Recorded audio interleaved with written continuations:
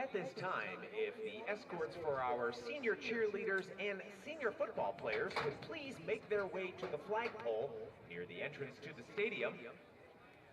You will meet Mr. McCall there, and he will take you to the opposite side of the field so that we can begin our senior night activities at 6:30.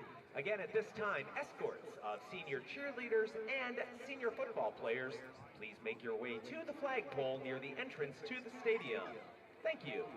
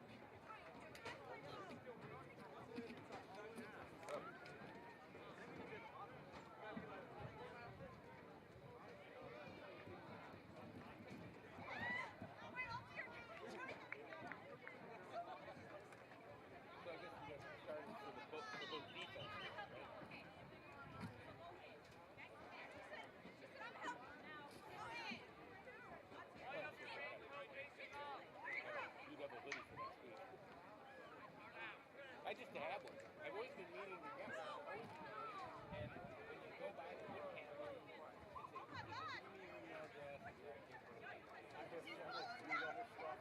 I just go over there and give them mine. Yeah, but that's nice. I really like that shirt.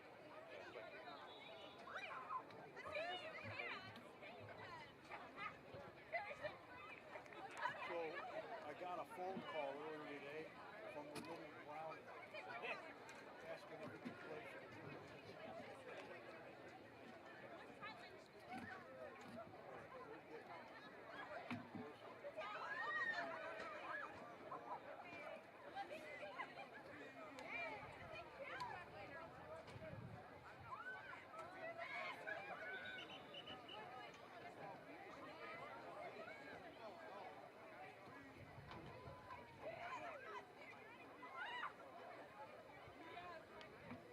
I gotta tell you, that's awfully nice of you.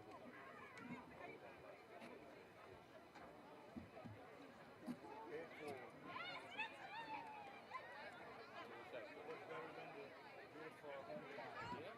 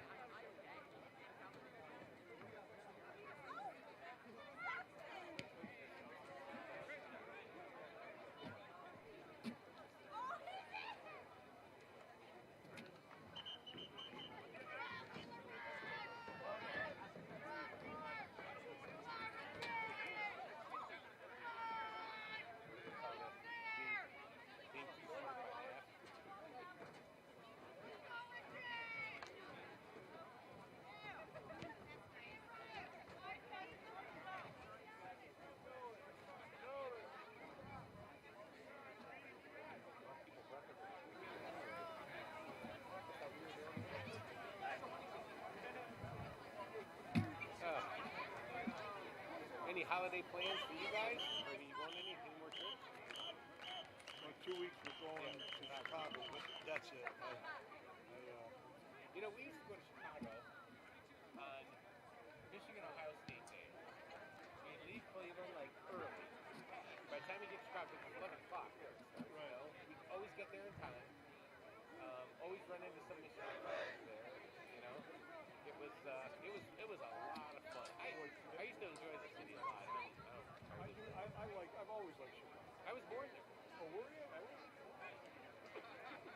born in Cleveland.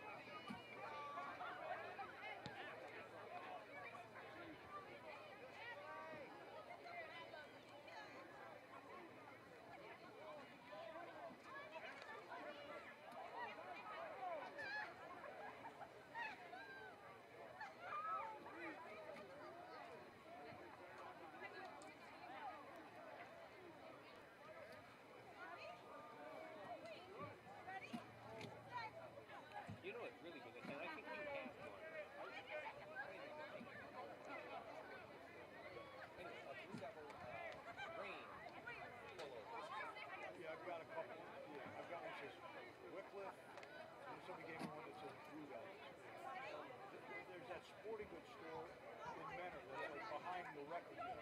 That guy told me he can get this stuff together. That's done really quick. I think he does the stuff for us. Yeah. That's good. And so it's behind the record then. It's like, whatever that is, you go around, it's like down in there. It's a seasonal sport. I saw that Mike Miller, they're doing something fun. Well, they did something around last weekend, leading into last weekend for the Rock Hall. You know, it's like my brother, Anthony, his wife, they went for 5.5 hours. He said the best part was when Roger Daltrey was telling stories about beautiful, and that probably, I would have liked that, but that's it. And some of those others.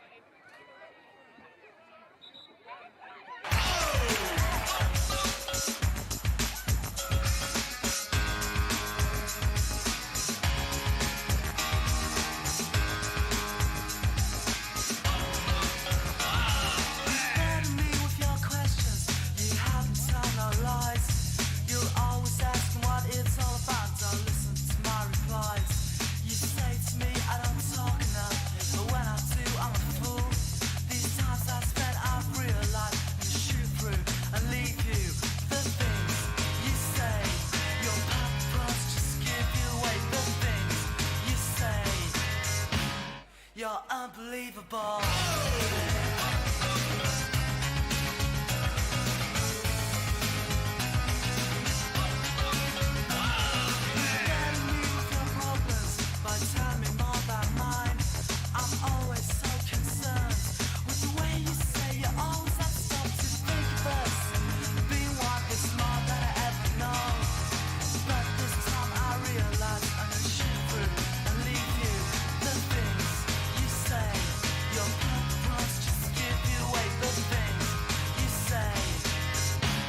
You're unbelievable.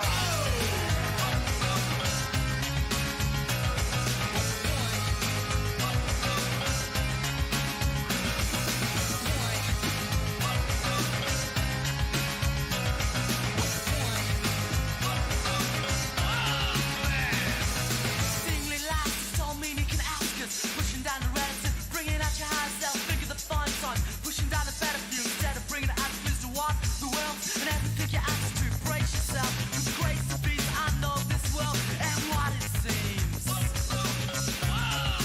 It's unbelievable. You better me with your questions. You have me tell no lies. You're always asking what it's all about. Don't listen to my replies. You say to me I don't talk enough, but when I do I'm a fool. These times I've spent I've realized you shoot through and leave you.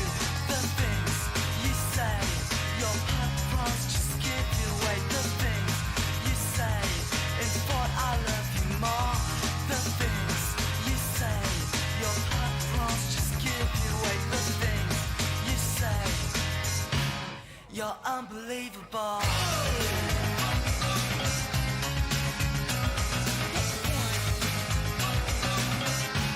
You're so unbelievable.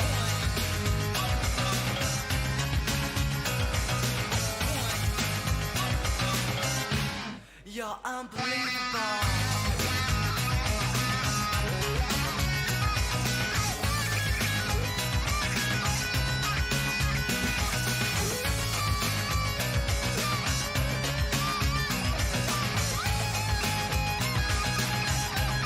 It's unbelievable.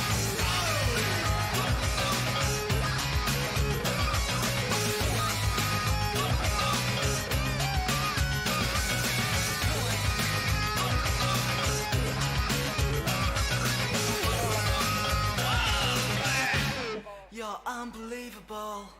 Welcome to the big show. He could go all Wickliffe the will receive way. tonight's opening kickoff.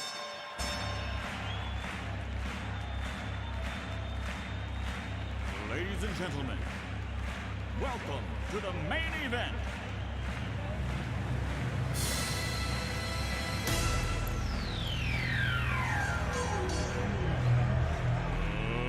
get ready to rumble!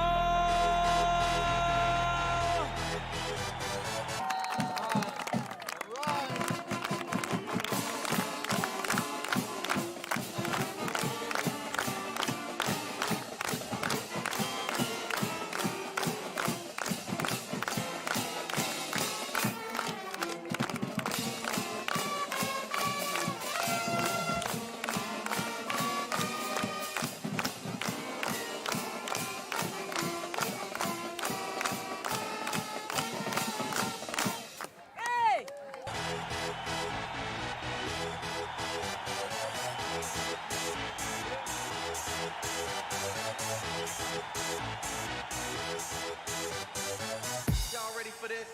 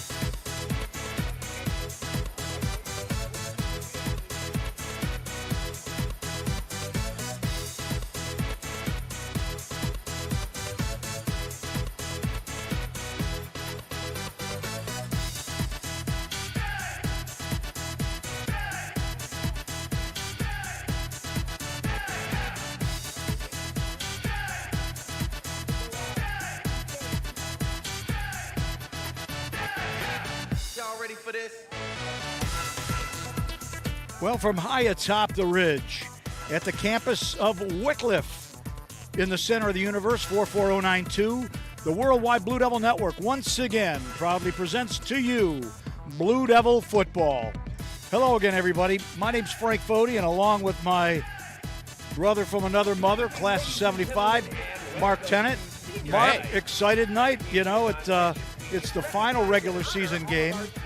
And, folks, your Blue Devils are coming into this one with a record of 6 wins and 3 losses, a 3-game winning streak. They are in the playoffs. So while this is the last regular season game of the 2024 campaign, independently of what happens tonight against the Beachwood Bison, who the Blue Devils are entertaining, the Blue Devils will be playing next weekend in the second season. And later, we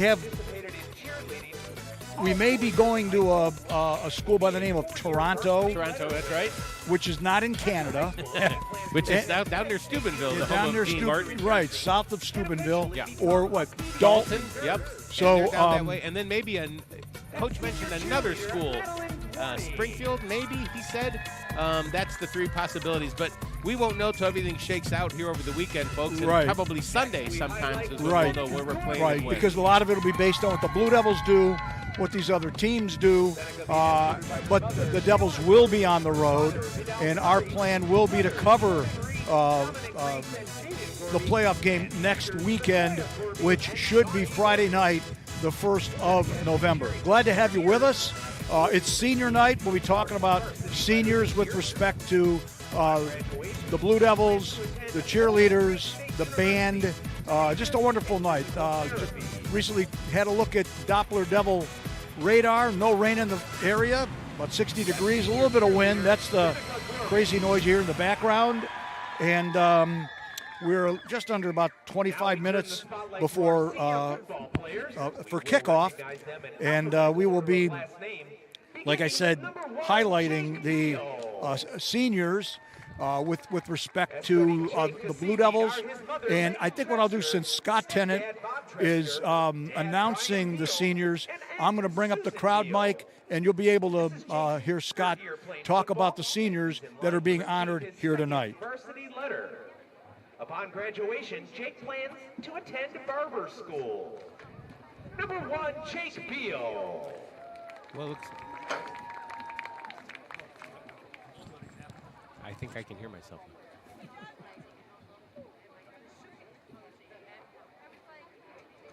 Next up, number 13, Wyatt Bamer. Wyatt escorted by his mother Jennifer, father Jeff, sister Veronica, and sister Lucy. Wyatt says, I was able to play for 4 years, but due to injury, I had a lot of time off. I'm grateful to be a part of such a great team. After high school, Wyatt plans to attend college, but is still undecided as to where he will attend. That is number 13, Wyatt Bamer.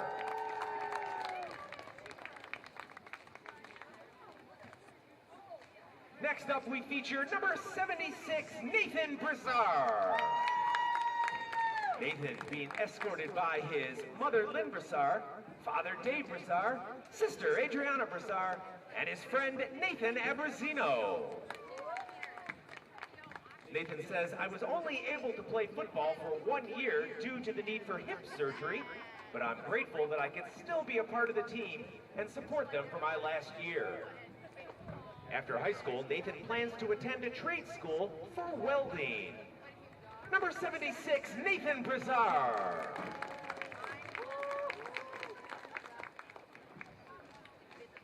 Next, we feature number 55, Andrew Darch.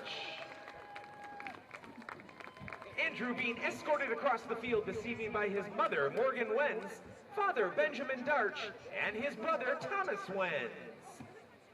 Andrew's been playing varsity football for 3 years and says that he is grateful to be a part of the Wickliffe Blue Devils. After high school, he's looking to attend college to major in business management and hopefully to play football at the collegiate level. Number 55, Andrew Darch.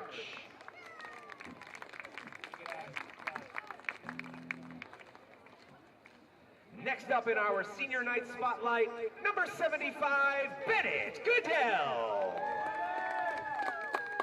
Bennett being escorted by his mother, Abby, and his father, Aaron. He's played football for all 4 years of high school and also says that he is grateful to be part of such a great team. Upon graduation, he plans to attend the University of Northwestern Ohio for its high-performance technology program.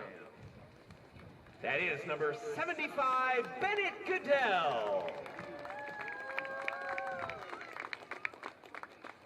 Next, we have number 62, Lucas Marty. Lucas being escorted by his mother, Andrea Marty, father, Curtis Marty, and brother, Nolan Marty.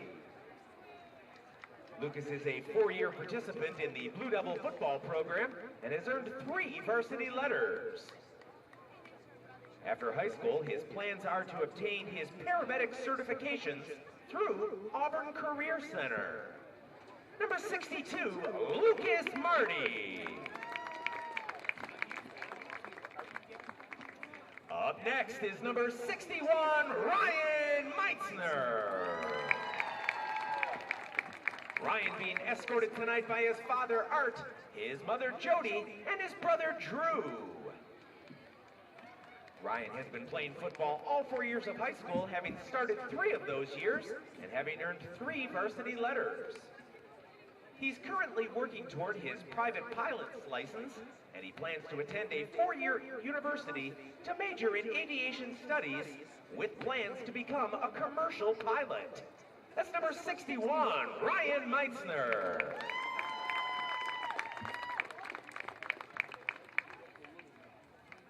Next, we highlight number 8, Logan Ruskin. Escorting Logan tonight are his dad, David Ruskin, his mom, Christina Zemek, his sister, Layla Ruskin, and his brother, Joey Zemek. Logan is a 4-year football player here at Wickliffe and will be receiving his 4th varsity letter this season. Logan says he plans to attend college, but is still undecided as to where he will be going or in what he plans to major. That's number 8, Logan Ruskin. Now we feature number 65, Christopher Sather. Escorting him this evening are his mom, Kelly, his dad, Edward, and his brother, Ryan. Chris is another 4-year football player for the Blue Devils, and he'll be receiving his third-year varsity award this season. He says that his plans after high school are to attend a college or school in order to become a paramedic or firefighter. Number 65, Christopher Sather. Next up, celebrating a birthday today, it's number 20, Jimmy Wheeler.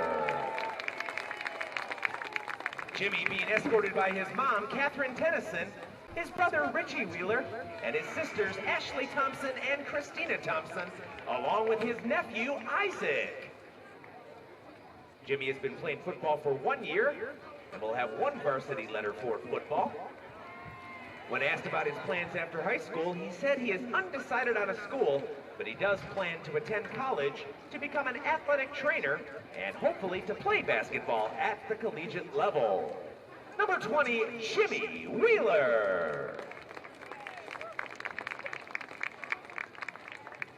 And finally this evening, we feature number 11, Nunzio Zivnaska. Nunzio being escorted by his father, Ed Zivnaska, his mother, Angela Zingali, his brother, Dominic Zingali, his sisters, Missy Stats, Tesla Zingali, and Brianna Powers, and his littlest brother, Jags Zivnaska. Nunzio is a 4-year varsity letter winner in football, and he says he plans to attend college majoring in environmental science and hoping to play baseball or football at the collegiate level. That's number 11, Nunzio Zivnaska. Ladies and gentlemen, let's hear it once again for all of these members of the class of 2025, our senior cheerleaders and football players. We thank them for all of their contributions, and we wish them the best of luck in their future endeavors. And there you have wonderful introductions and background of the seniors, because it is senior night, which is the last home game, which this year happens to be the last regular season game, as the Devils tonight are hosting the Beachwood Bison. As I mentioned at the top of the webcast, Devils coming in with a 6-3 record on a 3-game winning streak. Last week, they kind of went out. Well, they were here. Unfortunately, Mark and I had other commitments as to why we were not on the webcast last week. But the CVC TV did a great job last week, and they were awesome. Well, awesome. Mark, rumor has it that they've been taking notes following the worldwide well, they did a Blue good Devil job. Network. They took good notes. And congratulations, and glad that they could be here to cover last week's win, which was over Brooklyn. And the Devils basically had that one put away early. And we'll see what happens here tonight. Mark, since we're about 16 minutes away from kickoff, I understand you did have a chance to talk with coaches. I did. Of course, as always, talk with Coach Marsh Purcello, but always we like to visit with the visiting coach. In this case, great guy, Scott Fisher, the head coach of the Beachwood Bison, and we had a chance to spend some time together just moments ago down on the field. Well, for maybe not the last time at the campus of Wickliffe and Wickliffe Memorial Field, Mark Tennant back with you here on a pregame, and with us we are joined by Beachwood Bison head coach Scott Fisher. Coach, welcome to Wickliffe. Thank you. Glad to be here. Coach, we had a chance to talk yesterday, and we talked on a few things, and I was telling you how we've been here before, and it's this is our 21st season doing the games, and I would have to say more than 70% of them were kind of like this. We just had a few things, having a good run this year, but when maybe things aren't going as well as you can, what do you say to the guys, and how do you keep them in the game? You're stuck here at Beachwood, but you've been doing this for a long time. How do you get over these road bumps and humps in the road for your team? Basically, we talk about one play at a time. You lose one play, you don't dwell on it, get back up, do it again the next play. Keep it light, keep it fun. Got to keep kids playing. The biggest thing is we don't want anyone to quit, and we haven't had anyone quit this year. So small numbers, very young. Hopefully we can get over this hump and start the winning program next year. Coach, your offense and your defense both have some really good players and some decent athletes. For the listeners, our listeners this evening, some of the names maybe on offense that we'll talk about, and maybe talk about the offense you run and what you hope to get done this evening. Well, tonight you will probably hear the number 1 called a bunch. That's Braylon Hilliard. He's a sophomore. Little, explosive, dynamic, very quick. Number 3 is Johnny Owens. He's a senior captain. He plays kind of everything for us. Number 12, Larry Clark, is our quarterback. Number 4, Nick Reese, senior, first year ever playing, but he's a great athlete, great basketball player too. And we run a variety of plays, but we are kind of hamstrung with our small offensive line, so we have to try to run on the edges a lot and do the quick passing game. That's pretty much our offense. You mentioned your quarterback. And you mentioned your quarterback, and yesterday you were talking about a lot of potential there, and big kid, nice athlete. Talk about him a little bit. Larry Clark, he's a junior. This is pretty much his second year starting. Last year was a tough year for him because it was his first time ever playing. But he is about 6'1", about 190 pounds. He can run, big arm. We just need him to keep working, commit in the off season, and I tell you, he could be a heck of a quarterback in the next couple of years. So it's great. On the defensive side of the ball, I know you've got some good athletes too, and your leading tackler. Talk about him. I think 80 tackles this year. Yeah, it's Johnny Owens. He plays free safety. He was all conference last year. He's hitting the 80 mark with tackles right now, so he's definitely going to be looked at this tonight for a lot of tackles. So yeah, we're excited to see him play tonight. And you mentioned that you had a lot of freshmen that are, and as a matter of fact, 3-year linebackers are freshmen. Mm-hmm. But you said you talk highly about those kids. Yeah. All 3 freshmen are starters now, and they're actually very good for their level of being only freshmen. Ben Linick is a 185-pound freshman. Again, very strong, very tough. Just has to get older, has to get bigger.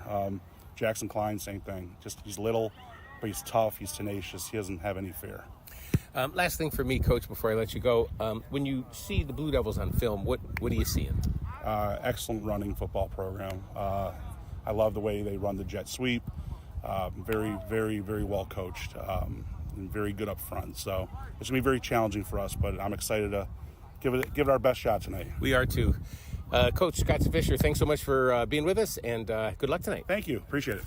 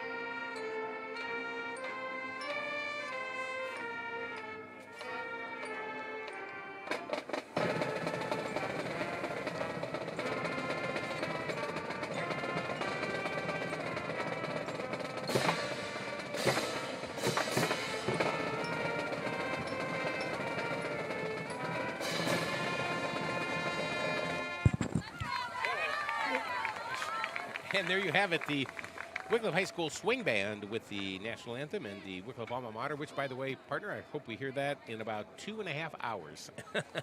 You and me both, buddy. You and me both. So a little bit ago, I had a chance to, once again, of course, visit with Mars Purcello, head coach, and just coming off of a huge last 3 weeks on a 3-game winning streak, really, really heading in the playoffs, hopefully hitting their stride. And we had a chance to visit with Coach moments ago on the field.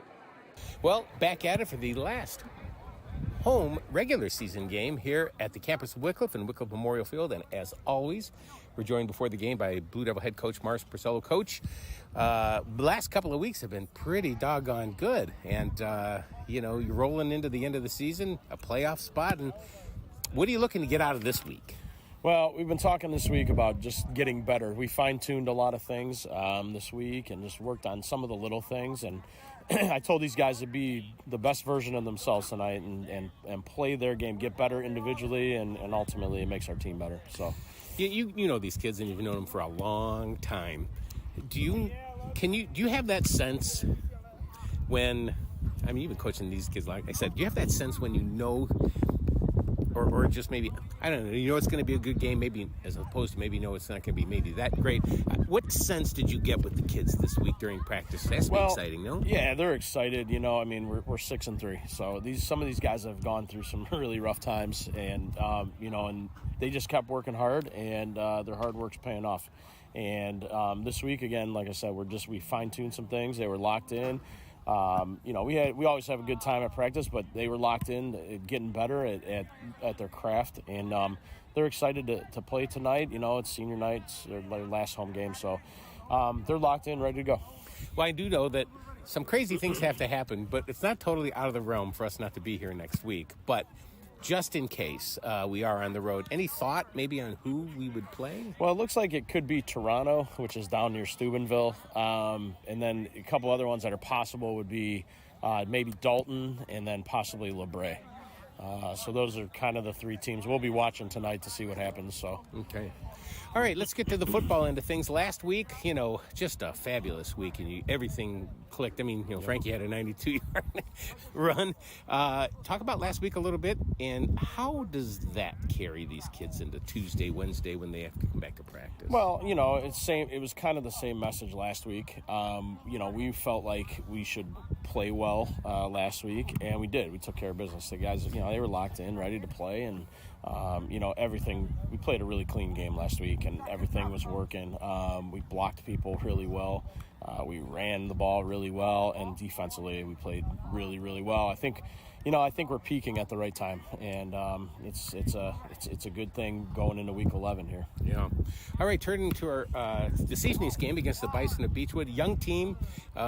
We've been right over on the other side of the field just like that, and Coach Fisher realizes that, but yet he's got some really good athletes on there. When you see him on film, what do you see? Yeah, they're going to probably try to throw the ball a little bit on us, and they got some fast kids out there that can catch the ball. So, our game plan's similar to what we've been, all year against passing teams. Is we're going to try to get heat on the quarterback and a lot of man coverage, and just try to get after it. So on the defensive side of the ball, and trying to stop their offense, how is this week's of practice? What did you see on film against these guys? Well, we just, we did a lot of pass defense this week, and we've been playing a lot of pass teams this year, and partly because I think we defend the run really well. So once we stop the run against teams, they resort to the pass, and we worked on mixing coverages up, some cover 3, some cover 2, some cover 4, and then ultimately cover 1 is probably our main coverage. So,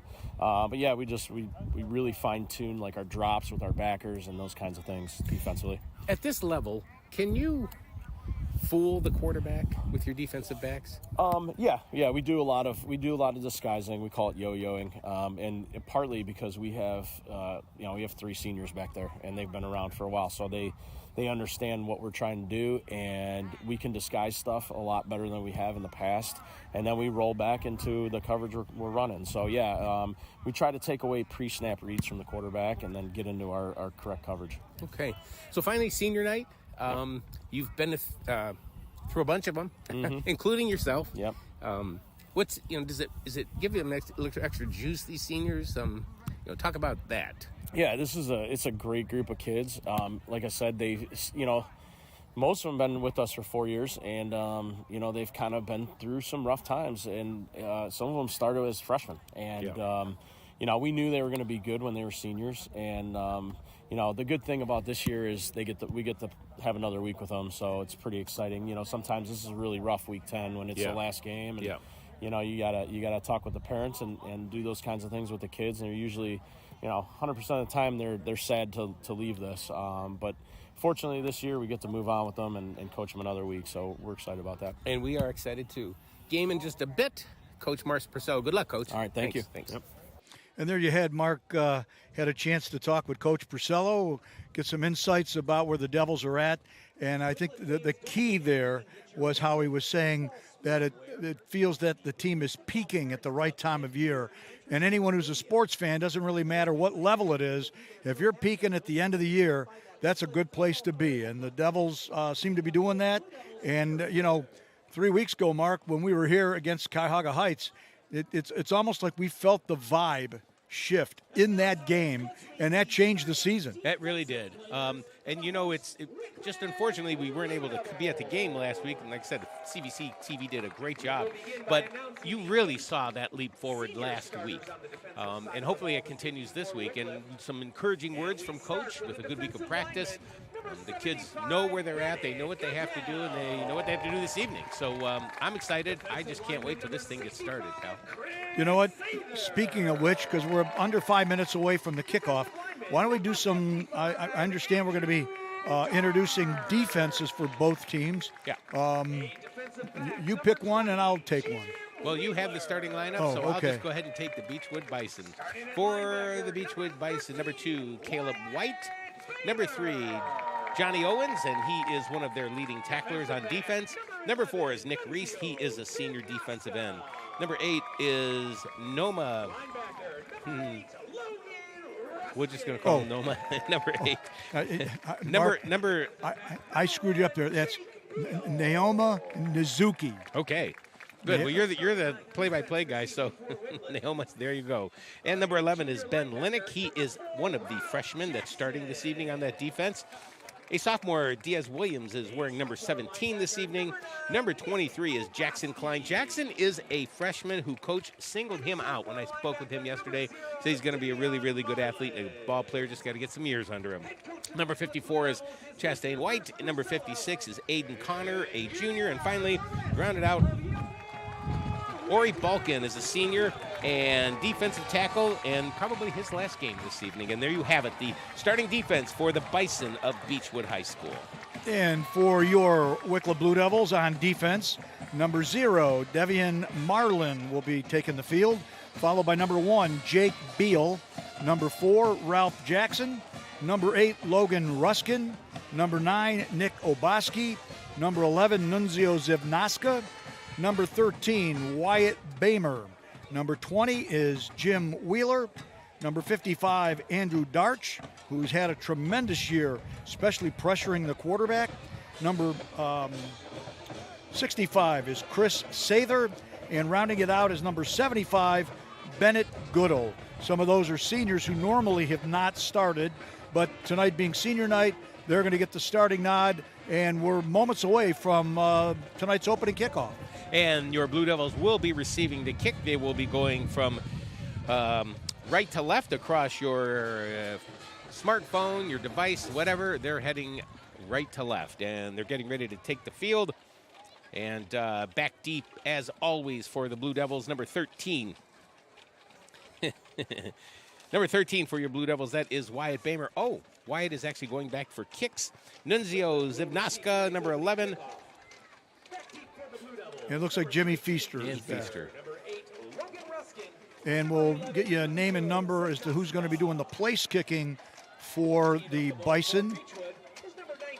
He's also the punter. Number 19 is Tristan Brown. Yep, he's also the punter as well. And I was watching him during pregame, and he was practicing some, place kicks, and he was putting it in from 40 yards out with no problem. So beautiful night for football. The Devils will be moving from right to left on your computer screen. So glad to have you with us here on the Worldwide Blue Devil Network, made possible through the Wickliffe Schools Alumni Association. A nice crowd on hand, and looks like we're slowly getting a nice trickling in of fans on the far side, which is the visitor side, for the Beachwood Bison.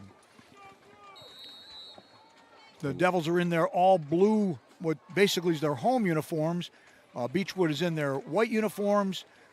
get basically a ground ball to shortstop, if you will.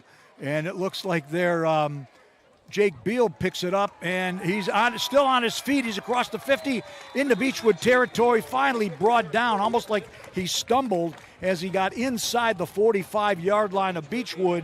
So the Devils, Mark, are going to get started with great field position, and it looks like the ball is going to be placed. Looks like the spot is going to be just right about the 45-yard line or 44-yard line of Beachwood. I kind of thought he went a little further than that, but I did too. We'll But take it. So Devils in their typical, a lot of motion there as the handoff goes to Ruskin, who breaks tackles. He gets inside the 30s. He goes wide on the right side, and it looks like in there on tackle coming up from the cornerback position was number 0, Jalen Spikes, to bring him down. Ben Linick, number 11, was also in on that tackle as well. Okay.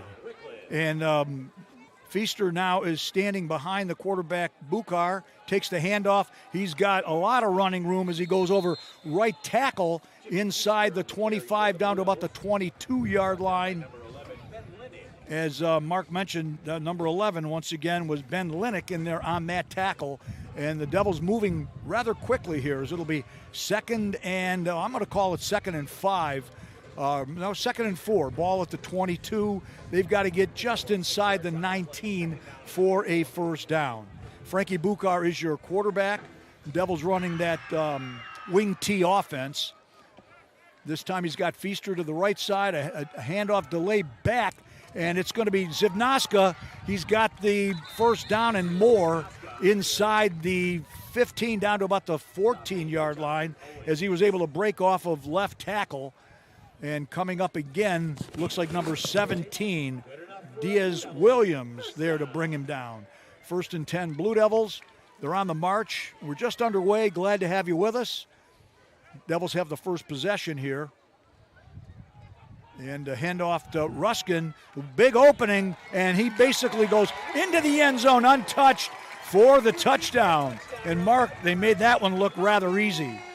Boy, they sure did, and I think they probably average about 5 yards a play on that entire drive. There you go, just some power football that your Blue Devils are known to do. Looks like they plan to give Nunzio some work this evening, as well as Logan Ruskin, and as they should, both of the workhorses in the running game this year. And of course, Logan's got a interception for a touchdown. For the point after is number 10, Drew Rossman. And the snap is back out of the hold of Bukar, and the kick is good. So, Mark, as you want, here's your fight song.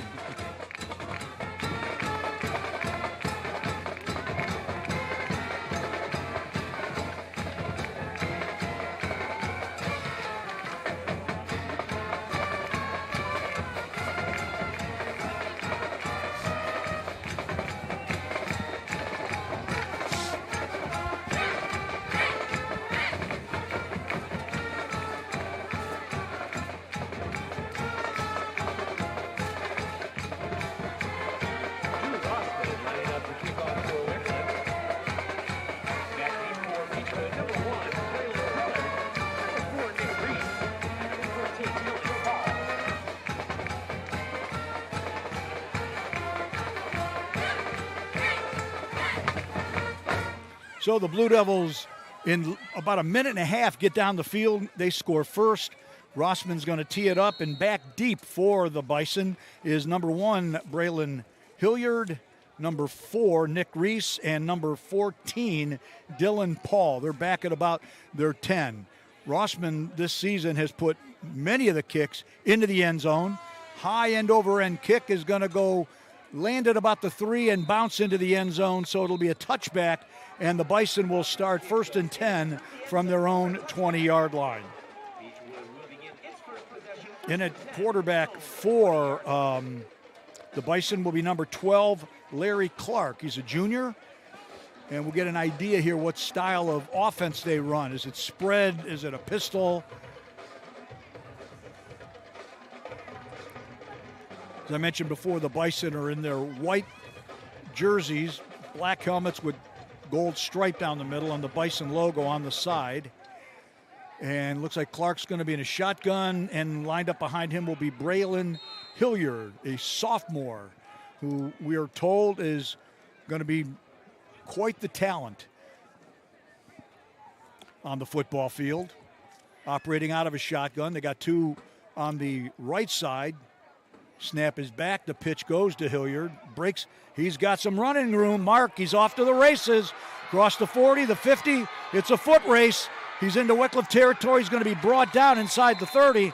And Mark, that young man, took the pitch, and the first time anybody caught up with him was about the time they got inside the Wickliffe 30. Sorry to the folks. Mark is also your cameraman tonight.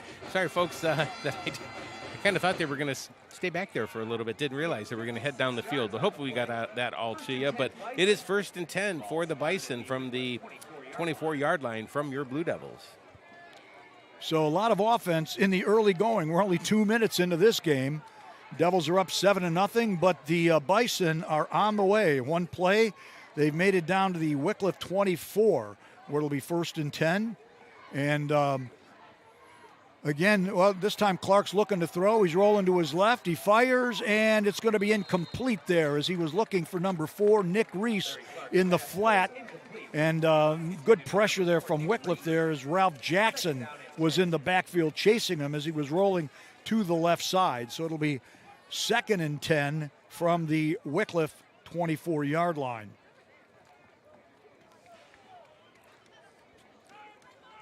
The Bison basically operating out of a no-huddle offense. They basically line up just the single back Hilliard in the backfield and a pistol behind the quarterback Clark. They have a bunched set and a pitch to Hilliard on the left side. This time the Devils were not fooled. Big Andrew Darch. Darch was there, and he kind of gave him a big bear hug back at about the 30. That's going to be a loss of 6 on the play, along with Chris Sather, who was in there on that tackle. So that's going to make 3rd and 16. So ball's at the 30. They've got to get down to the what looks like to be the Wickliffe 14 for a first down. So my best guess is we're going to see the young man at the quarterback position. Clark will probably be going to the air as they're spread wide, 2 wide on the right side, a slot there at about the hash mark. Clark looking to throw. There's a pressure. He fires a little swing pass to Hilliard, who's met back at about the 35. And Jackson, not only did he tackle him, but he was first there to say welcome to Wickliffe as he helped him to his feet. And that's going to be a loss of 3 on the play. So that's going to back things up. It's going to be 4th and about 19 for the Bison. And they're in that, like gray area. You really don't want to punt too far for a field goal, so you've got to see what you can do as possibly maybe, they've got a long throw to get a first down. So they're setting up again, basically 2 wide to the left, 2 wide to the right. The I-back Hilliard, okay, now he's going to line up behind the quarterback as Clark is trying to get everybody set, and at some point they're going to run out of time huddle-wise. Snap is back. He's rolling to his left, and Clark is going to get sacked back at about the 40-yard line. So the ball's now going to go over to the Blue Devils. The Bison had that one nice run by the talented run back Hilliard, but after that the Devils kind of had their way with them, and it'll be 1st and 10 Wickliffe. Nice play there by Andrew Darch. Yep. And also, of course, Nickel Bosky was in there with him to get that sack, and that's already the 2nd or 3rd sack this evening. So it'll be 1st and 10 Wickliffe at their own 40, considering that Beachwood had it down at the Wickliffe 24. Frankie basically is looking to throw. He completes it to Zivnoska, who's got a first down and more. He's into Beachwood territory. Finally brought down at about the Beachwood 45 as Caleb White was there to bring him down, coming up from his defensive back position. And it'll be 1st and 10 Blue Devils at the Bison 45. beautiful night for football here tonight, folks. If you're in the area, I please make your way up here. It's the final regular season game, as the Devils will be in the playoffs next week. It'll be over the weekend. We'll determine who they're playing and where they're playing. Handoff to Zivnaska on basically coming back around the left side on a reverse, and he gets ahead. It's going to be a first down, as they're going to bring him down at about the Beachwood 31. And the Devils thus far on offense, Mark, they're pretty much having their way, as Nick Reese had to come up to bring him down, as it'll again be a new fresh set of downs for the Blue Devils as they're moving the ball at their will on this drive. Nice efficient drive already of their second one of the night for the Blue Devils. And I would imagine they're probably just going to just continue to run it until the Bison can stop. Yep. Frankie alone in the backfield, and he's going to keep it himself right up the middle. Basically nobody touching him. He's inside the 10, down to about the 5.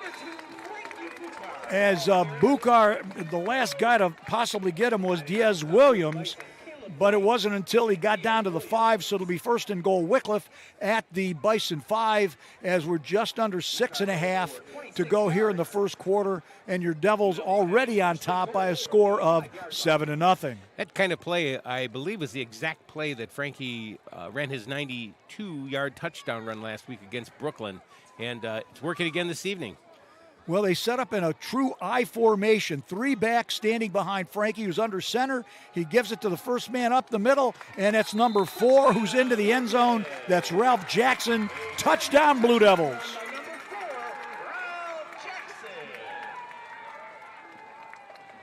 Mark, I'm not sure if that was Jackson or looked like that might have been Eastwind, the way he effortlessly made his way into the end zone. So now on for the point after is Drew Rossman, and it'll be out of the hold of Frankie Bukar. Rossman, the left-footed kicker.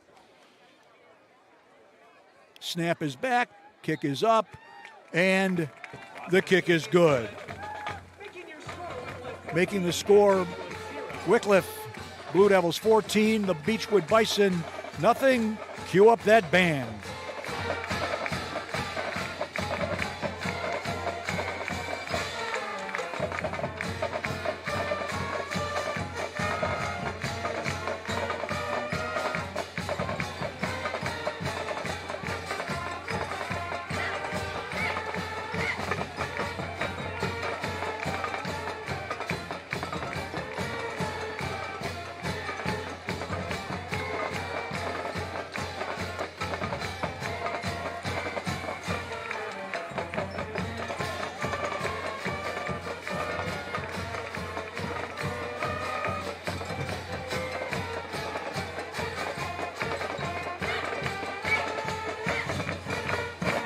Alrighty, folks.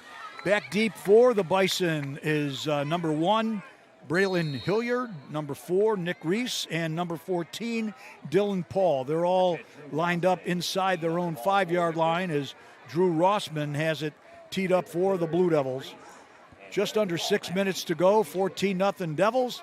High end over end kick that's going to go, well, that's one of those things where Dylan Paul caught it at about the 3-yard line and fell down, which means you're down, because in high school, the moment your knee is down, you're down. So the Bison are going to get started deep in their own territory at their own 3-yard line. If I take a moment here, I'd like to give a shout out, dear friend of mine down in Florida, who I worked with in radio in New York City, Scott Shannon. Scott, glad to have you with us here on the Worldwide Blue Devil Network, as well as like to give a shout out to dear friend and Blue Devil fan Mike Urich, who's clicking in from Geneva tonight, along with the Tomko family out in Olmsted Township. Thank you for being Blue Devil supporters. As the Bison are ready, quarterback Clark is standing in his own end zone, and he's going to take off around left side. Mark, I think they got him in the end zone. I think, yep, they did. Safety. Yep. Safety. I was looking at that line judge. His right foot was in the blue. Clark was trying to get to the wide left, and making the tackle, number 0, Davion Marlin. As and that is ruled a safety. it was Davian Marlin brought him down just inside the end zone. So that's going to be, we're going to tack on 2 more points for the Blue Devils, and basically. While we're waiting for the kick here, Frank, since you mentioned that your buddy Scott Shannon, who I listen to every single day, I hear his voice, I'm loving it. 10 more days to the election day. I love it, Scott. I know it's the only time I'll ever be able to talk to you, so there you are. Well, you know, Mark, seriously, when it comes to the best that have ever done it in broadcasting, Scott's it. I mean, worst to first, buddy. You got it. I was lucky to be on that, on that ride back in 1983 at Z100 in New York City. So, teeing it up now for the Bison is number 19, Tristan Brown. He'll be teeing it up at the 20, and back deep for the Blue Devils. It looks like they've got Feaster back at about the 23. Jake Bill and Nunzio on the midfield stripe, huh? And we got another basically ground ball picked up there at midfield there. I think that's Beal. He takes it across gets it down to the Bison 40-yard line, and it'll be 1st and 10 Blue Devils once again in good field position. So I'm sorry, go ahead, Mark. No, go ahead. I was just say, heading back on the field to start drive number 3 for the Blue Devils, Frankie Bukar and company. And Mark, if this one gets a little out of hand quickly, you got to wonder at some point, will the Devils just empty the bench, rest the guys for next week's beginning of the playoff season, which will start next Friday night. Delay back to Ruskin, who is working his way over right tackle, and the Bison were ready for it that time as they were able to wrap him up at about the 36-yard line. Number 11 for the Bison came away with the football, but I'm guessing the whistle had already blown. I think so. That was Ben Linick, one of the freshman starters on that defense that Coach Fisher is awfully high about. Now we've got a timeout being taken, official timeout. I think they're going to talk about to see if that was a fumble. So the officials are conferring there in the center of the field. So while we have a moment here, do want to pass along from the Alumni Association. They are planning a fundraiser that'll be happening the beginning of the 2025 calendar year. So you want to check the Wickliffe Alumni Association .net website for details. Well, whatever it is has been resolved. So the Devils are going to get rolling 2nd and 6 here. The snap on the delay back to the left side. Nunzio breaking tackle, still on his feet. He fumbled the ball. And he fumbled the ball out of bounds. Yeah, it looks like he fumbled the ball out of bounds, and it looks like the ball is going to be spotted at just around the 30-yard line. Folks, only reason I'm hesitating, they are signaling that it is a first down. So it'll be another fresh set of downs for the Blue Devils, as they'll now have it 1st and 10 at the Bison 30-yard line with about 4:47 to go here in the first quarter. And your score, the Blue Devils 16, the Bison nothing. Nunzio grabbed that, took that ball and was going around the left side, cut back right over about the left tackle and went right. And then Beachwood is going for the ball. And that's 2 plays in a row where the Blue Devils had put the ball on the ground. Frankie looking to throw. He sets, he fires complete to Ruskin. He's got the first down and more. 10-5, touchdown Blue Devils. Wow. Mark, let me tell you this. This is what a winning football team looks like. That's right. Oh, and by the way, folks, there is no truth to the report that happened on ESPN earlier today. The Blue Devils will not be moving to Brook Park, Ohio. Drew Rossman is on to try his 3rd extra point for the evening. But we still have 4.5 to go here in the first quarter. We'll be out of the hold of Bukar. Snap is back. The kick is up. And looks like he kicked that one to Willoughby. Sure did. And the kick is good. That would have been good from 40 yards. Yep. That making the score, the Blue Devils 23, Beachwood nothing. Cue that band.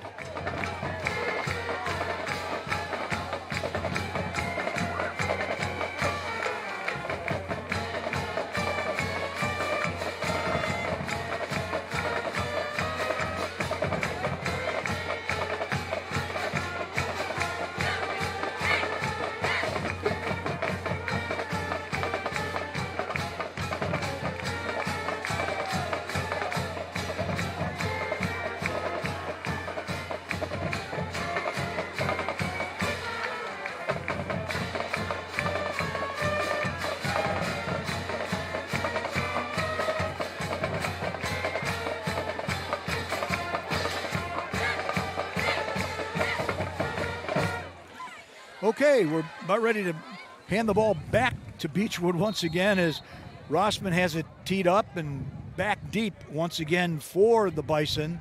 We've got number 4, Nick Reese, number 1, Braylon Hilliard, and number 14, Dylan Paul.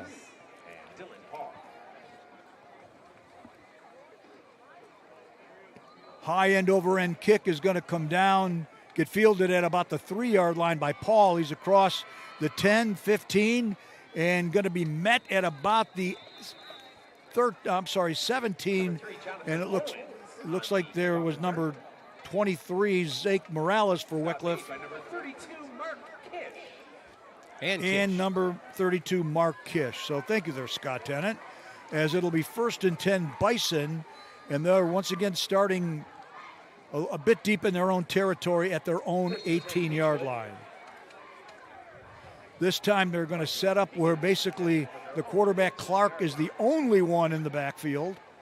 They've got everybody split wide to the outside. The running back, Braylon Hilliard, is in a slot to the left side. Don't know if they'll swing him back now. He's coming back in motion as Clark's going to look to throw. He's going to take off. He's got broken a couple tackles, still on his feet. Finally knocked down at about the 31-yard line, which will be a carry that'll be good enough for a first down. I'm not sure that was a design play. I think you're right, Mark. But nonetheless, he was able to get the first down, whatever it takes. Walker using his legs and just heading right up the middle. Davian Marlin there on the tackle for Wickliffe, as it'll be 1st and 10. Bison at their own 32. 4 minutes to go here in the first quarter. Blue Devils up 23-0. And this time they have the slot back. Well, now we got a flag and what? Somebody moved. And it's going to be illegal motion or false start on Beachwood. You know, this is one of those games, Mark, where you hope that, like, the little ticky-tack things, they let them play. Yeah. Especially given some of the inexperience that Beachwood has. So they're winding the clock, 3:50 to go. It's now 1st and 15 for the Bison at their own 27. Hilliard in the snap gets bobbled back to the quarterback. He's rolling around. He fires a little screen pass to Hilliard. He's got some running room, and we've got a flag that's going to come in. I don't know if that's going to be a... Is that a face mask maybe? Mark, or a block in the back? I think it's going to be a block in the back. And one of the guys for Beachwood is grabbing his helmet as if like, oh my, yep. And so it's going to back the Bison up. And, you know, the few times Hilliard's had his hands on the ball, he's done some nice things with it, I have to say. Nice and quick. Very quick. A lot of good movement, good vision for the field. And we'll see him next year. We'll see him for a few years. Yeah. So this is a conference game for the Blue Devils. Thus far in the conference, the Devils' only loss was to Trinity. So depending on what happens with Trinity, the Devils could come out of this game tonight as the champions of their division in the Chagrin Valley Conference. And by the way, they have brought in another team, Mark, to our division called the Cleveland Browns. All right, 1st and 25, ball back at the 27. And this time they've got everybody spread. There's Clark rolling to his right. He throws. He completes it. He completes it to number 3, which is Jonathan Owens. He gets ahead out to about the 24. Johnny Owens, excellent defensive player. Another one of these young guys that just goes both ways for both teams. He's approaching, Coach said in the pregame, 80 tackles for the season. Oh, so good for him. Pretty good. So a gain of 6 on that play. It'll set them up with a 2nd and 18.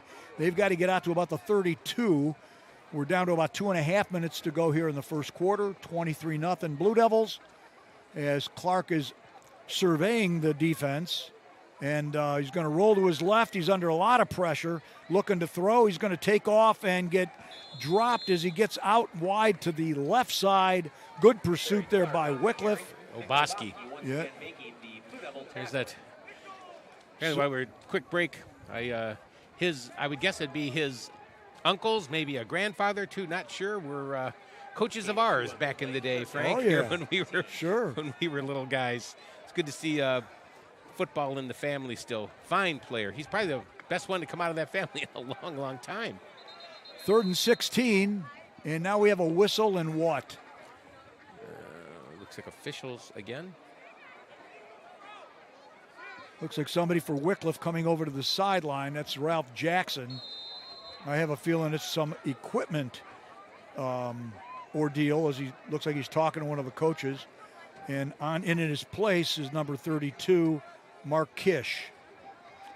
I wonder what that is about. I don't see him doing anything with his uniform. So they've got Hilliard going to pitch it wide to the left side, and somebody who grabbed him brought him down. Number 55 for your Blue Devils.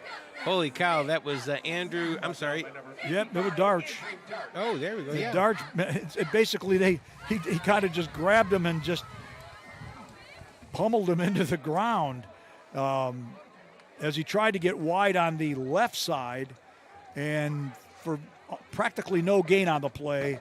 So that's going to bring up a 4th and 16, as going back in double safeties for the Blue Devils is number 8, Logan Ruskin, and number 11's Nunzio Zivnaska. And on to punt for the Bison is number 19, Tristan Brown. As the clock is running under 1 minute to play here in the first quarter, Devils off to a very fast start tonight, folks. 23-0. 3 touchdowns and a safety. High snap. Wow, he's lucky that he got it. But basically the punt went off the side of his foot, and it went out of bounds at about the Bison 28, 29-yard line. He's, Mark. Coach Fisher standing on the 29. It was amazing that he caught that snap, which was snapped very fast and high, and the Blue Devils had a good rush on it, and he was able to get it off, but it didn't go all that far. So Wickliffe's going to be set up 1st and 10 at the Bison 27. Another shout out I'd love to give tonight is a dear friend of mine also worked with in radio here in Cleveland, Art Greenberg. And Art is an alumnus of Beachwood, and I sent a note out to Artie seeing if he wanted to join us here on the webcast tonight.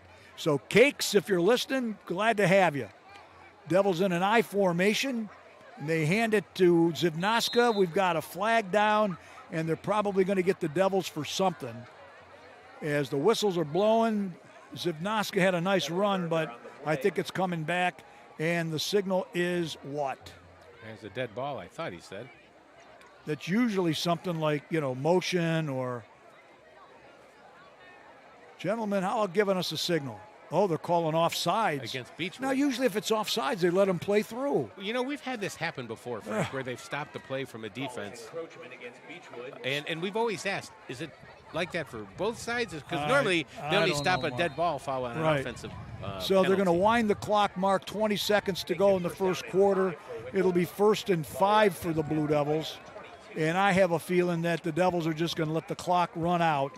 And that'll be the end of the first quarter. So we got 1 in the books here, folks. And after 1, the score is the Wickliffe Blue Devils 23, the Beachwood Bison nothing. Tonight's first quarter of play with your score, Wickliffe 23 and Beachwood 0.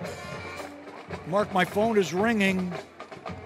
Yes, they're calling from the sideline, and they're wondering if you and I want to go in. I'm fine right up here. You and me both, buddy. You and me both. I'd be like Dan Marino. I'd have to bring out my glasses to read the play sheet. Right. So tonight, wrapping up the 2024 season, it seemed like yesterday we were kicking it off where the Devils got off to a pretty fast start against Chippewa. And then, got a couple of wins under their belt, and then had about a 3 weeks of challenges. And then after that, it's almost like, Mark, I stoked the coal in Eastwind, pulled the throttle, and they have just been, rolling down the main line like crazy. So as the teams have moved to the other side of the field, Devils now heading from left to right, and it'll be 1st and 5 for Wickliffe on the 22 of the Bison. On the field of play. Thank you to Physicians Ambulance and FRST for keeping our CDC community safe. Devils have this interesting setup where they've got 3 running backs all in an I right behind the quarterback, Bukar, and they pitch it to the deep back, Zivnaska, 20, breaks inside the 15, still on his feet, and they're going to bring him down at about the 10. Yeah, they're going to bring him down about the 10. That's going to be good enough for a first down. As Ben Linnick, we've called his name and number a couple times already tonight. So we'll mark it as 1st and goal Wickliffe at the Beachwood 10. I'll tell you what, that Linnick, just from up here, and we're a good distance away from him, he's a good size for a freshman. I can see why he's starting part of that freshman group. Coach Fisher has this year 3 freshman linebackers on defense. You know, Mark, give those kids a year or two, and they're going to be a force to be reckoned with. And they've got great coaches. Yes, they do. Again, in this interesting I formation, they give it to Jimmy Feaster, goes up right up the middle, keeps burrows his way down to about the 2-yard line, where I think Stop made by number 10, Justin Elwell. as Justin Elwell was there to bring him down. 2nd and goal for the Devils. We're just underway in the second quarter. 23-0 Blue Devils on 3 touchdowns and a safety.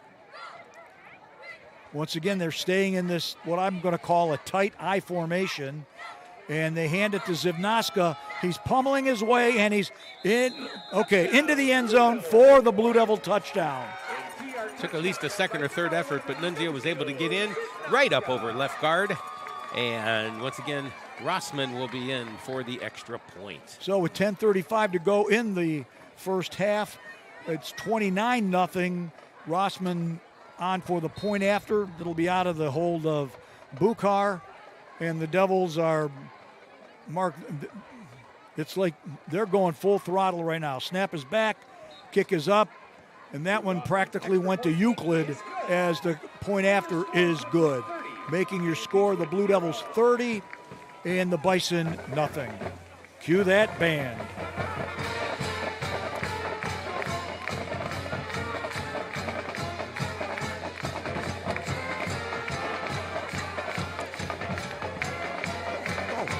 I'll do it.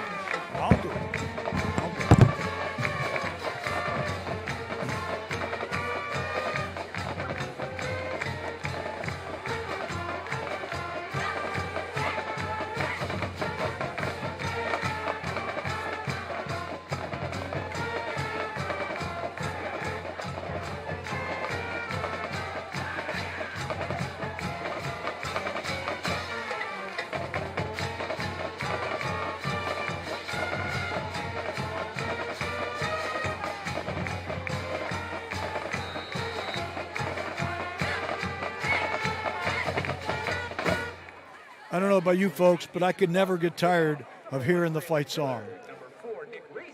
So back deep is Braylon Hilliard, number 4, Nick Reese, and number 14, Dylan Paul.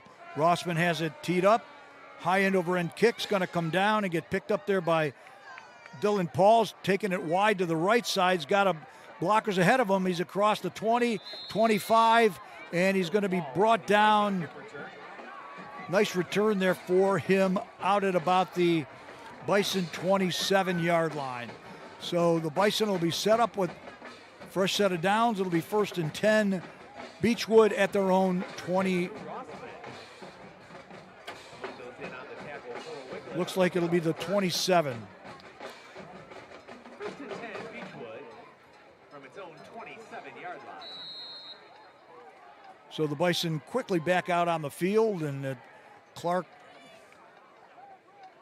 the quarterback, has the running back Hilliard going to be lining up right behind him in an I formation. They've got one wide to the left side.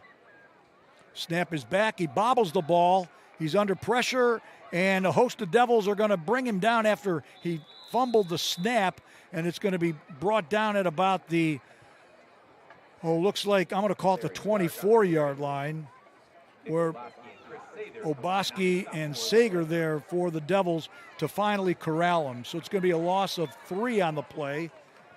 We've got 10 minutes to go here in the first half. Also 3 yards on the play, second down and 13. So 2nd and 13, and again, looked like they wanted to throw the ball, but it was a decent snap. It probably just slipped out of the quarterback's hands. So just awaiting the signal to come in from the sideline, as once again they set up 2 wide to the left side, a slot in the left. And the snap is, they're going to reverse it back as a good run there by number 3, who's breaking tackles, and that's Jonathan Owens. Number 3, Jonathan Owens. As he gets out over the 40, as Wheeler ran him out of bounds. It'll be a first down for the Bison. Owens goes for 20 yards on that carry. First down, Bison. And the Bison will have a fresh set of downs, and the ball is being spotted at their own 44-yard line after a gain of 20. Once again, they stayed pretty much in the same offensive set, where they've got 1 wide receiver wide to the right side, everybody like a cluster of 3 wide receivers tight on the left. The snap is back. Clark looking to throw. He's looking long, and nobody back there. Nobody back there. Well, actually, the wide receiver was heading down the right sideline, but as he was looking for Eric Walker down the right sideline, but he overthrew him by at least a good 20 yards. So with 8:41 to go here in the first half, that'll bring up a 2nd and 10 for Beachwood at their own 44-yard line.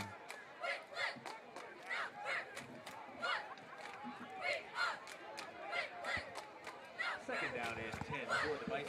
So it'll be 2nd and 10 for the Bison, and this time they've got 2 wide to the right side with a receiver in the slot, 1 wide to the left side. Hilliard, they're going to take a pitch on the go wide to the right, and is get upended, probably a loss of 1 or 2 as Logan Ruskin was in there along with some pursuit there by Ralph Jackson. When they're able to get a block or a bit of a hole, we've been able to see some good positive yardage by the Bison, but the Devils had good pursuit there, and it's going to be a loss of 3 on the play back to about the Bison 41-yard line. This time they're going to set up with a 2 wide set on the right with a back in the slot, and the same on the left with the Braylon Hilliard in the pistol formation behind the quarterback Clark. Clock running under 8 minutes to go in the half. Clark looking to throw under a lot of pressure, and he's going to get wrapped up at about the, I'm going to say about the 35-yard line, and Mark Clark basically has had no time to throw the ball whatsoever. And when he does have time, he is a little accurate, but got to give all the credit in the world to the defense and that line getting in there. This is probably the best we've seen them play in person. Oh, yeah. So it's going to bring up 4th and 19, is going back deep for Wickliffe, is going to be Ruskin and Zivnoska back at about their 20, and Tristan Brown is back at about his 22. As quickly getting on the field there is Gio Martinez on the punt return team. Snap is back. High end over end kick's going to come down, get picked up by Zivnoska, bobbles the ball. He's bobbling the ball at about the 8-yard line. He's under pursuit, and he's going to get tackled inside the Wickliffe 15-yard line, where he was able to gain some of it back. It's like he bobbled it and the ball took off behind him, and at that point he had to pick it up and do something, and there was good pursuit there by where Diaz Williams was one of the guys in there to bring him down. So this will be the deepest where the Devils have started an offensive set of downs, where it'll be 1st and 10 Wickliffe at their own 15-yard line. This time the Devils basically have an empty backfield. Frankie alone in the backfield as he hands it on a delay to Ruskin, who's got running room. He's out over the 25 and brought down there at about the 27-yard line was Diaz Williams finally brought him, and Jonathan Owens. And if they didn't get him, he was gone. So it'll be 1st and 10 Wickliffe as they get out of that hole, and it'll be first and 10, from the Blue Devils' own 28-yard line. Just under 6.5 minutes to go until the end of the first half. Once again, we will step aside to allow entertainment by both high school marching bands, which is always a wonderful time. And then Mark and I will bring you the second half action. Devils send 2 wide to the left, 2 wide to the right. Man in motion. And Frankie's going to take off up the middle. He's across the 35. He's across the 40 and run out of bounds at about the Wickliffe 40-yard line, where back there was Diaz Williams once again. And if he didn't get him, Frankie would have been off to the races. So it'll be a fresh set of downs for the Blue Devils as it's now 1st and 10 Wickliffe at their own 40.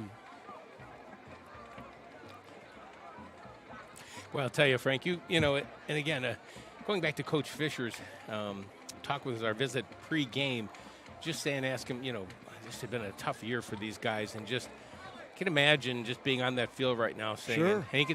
But they're hanging in there and they're not. Yes, quitting. they are. Yes, they are. So Frankie on a delay back, good quick motion there by looked like Ruskin, but the Bison were not going to be fooled, as up there was number 11, Ben Linick, as it's probably marked the shortest gain the Blue Devils have had tonight, and that was all of 3 yards. So it'll be 2nd and 7 for Wickliffe at their own 43-yard line. And also, Mark, I do want to refute the report that was on ESPN earlier tonight. Ken Dorsey is not calling plays for the Wickliffe Blue Devils tonight. Thank God.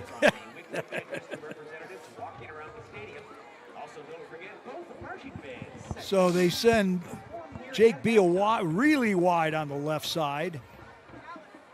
They got Zivnoska in motion, and Zivnoska has it. No one's touched him. He's got a first down. I thought they had him down, but he got back. He was not off his feet, but they finally bring him down, but not until he gets to the Bison 49, which will be good enough. Oh, we got a flag on the play, and I think it's going to be a hold on the Blue Devils. I think that's the first time that we've seen a penalty against Wickliffe tonight. So that's going to back the Blue Devils up to about their own 36-yard line. That'll make for 2nd and 14. They've got to get to the midfield stripe to get a first down. I would say if you can, during the week, keep your eyes posted on the Wickliffe Alumni website, as we'll have details about where the Devils will be playing next week as the playoffs get started in Division 6. Snap. They hand it to Ruskin, breaking tackles across the 40. He's got finally met by a host of Bison at the Wickliffe 45, and a lot of juking there, which did get him some added yards. Linick was in there along with Jonathan Owens, but it did take a host of Bison to bring him down. So it'll be 3rd and 5 for Wickliffe, operating without a huddle. We got, a host of Bison wanting to visit the Wickliffe backfield before the snap, which is basically called offsides, and that should probably give the Blue Devils a first down by penalty, as they're going to mark it off. And looking at it, yes, it'll be 1st and 10 Wickliffe, as the ball is just kissing the 50-yard line.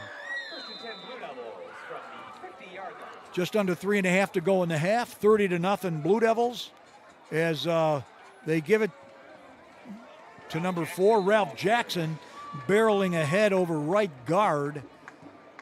Ahead for a gain of about 4, as Williams there, number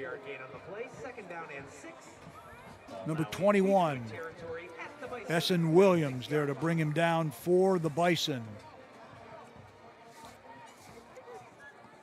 Once again, they send Jake Beal wide to the left side. We've got a flag. Now what? And it looks like Illegal we've got procedure. illegal motion on Wickliffe. I don't know if somebody's bringing their hand up or something, Frank, but I'm not seeing it. No, And we're looking, no. and it's right in front of us. Mark, I have a feeling that, when you're ahead 30-0, things happen to try to. How can you put it? Equalize. that moves the ball back to the Wickliffe 49-yard line, so it'll bring up a 2nd and 11. Clock is running. We're coming up on 2.5 minutes to go before halftime. Each time the Devils have had the ball, they have found the end zone. Hopefully I'm not jinxing them. As Ivnaska in motion, Frankie's going to keep it himself. He's into Bison territory, and he's going to be right at about the first where you need to get for the first down as he went over the left tackle, and they're motioning it is a first down as the ball is placed at the Bison 40-yard line. I'll tell you what, they actually brought that play out this second half of the season, Frank. We didn't see Frankie run that play at all, and he's getting very, very comfortable at it. And he's able to dart in between guys just because of his size, and he's so fast. He is a baseball player. And the other thing is, too, the line tonight is they're opening holes that I could fit through. So Me too, then. 1st and 10 Wickliffe at the 40 on a delay back to Ruskin. He's off. He's juking through the secondary of Beachwood as he went over right guard. Jonathan Owens finally brought him down, but it's not before he got a first down, and they now have it 1st and 10 at the Beachwood 30-yard line. Clock coming up under a minute and a half. A delay back to Zivnaska. He's inside the 30, and he's going to make it down to about the 21-yard line where he got over left tackle as the Devils run that very successful trap play out of the 9-yard pickup brings up 2nd down and 1. I'm sorry, go ahead, Mark. We're being pelted by leaves. That we are.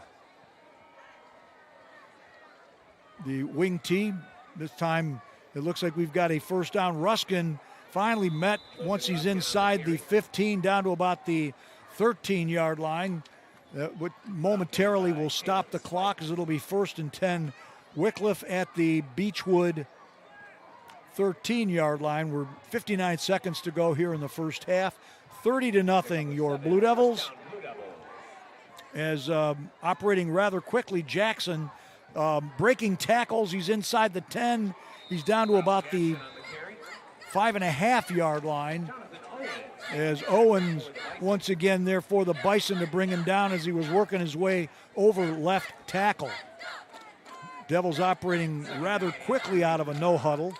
Frankie alone in the backfield as they give it once again to Jackson, who barrels his way over right tackle, and he's into the end zone with 24 seconds left here in the first half as Jackson pushes the lead out to 36, just awaiting the point after as number 10, Drew Rossman, will be on to attempt the PAT. You know, last week, Frank, for the Brooklyn game, it was kind of out of hand like this game is in the first half. And coaches agreed to pretty much let the underclassmen play the second half. And I wonder if that's what's going to happen here. Snap is back, the kick is up, and the kick is good. So, folks, with 23 seconds to go in the first half, the Blue Devils are comfortably ahead by a score of 37-0. And Mark, since the band is are we going to get the band? Oh, we will. We're going to get the band. Or you get me. We're getting the band.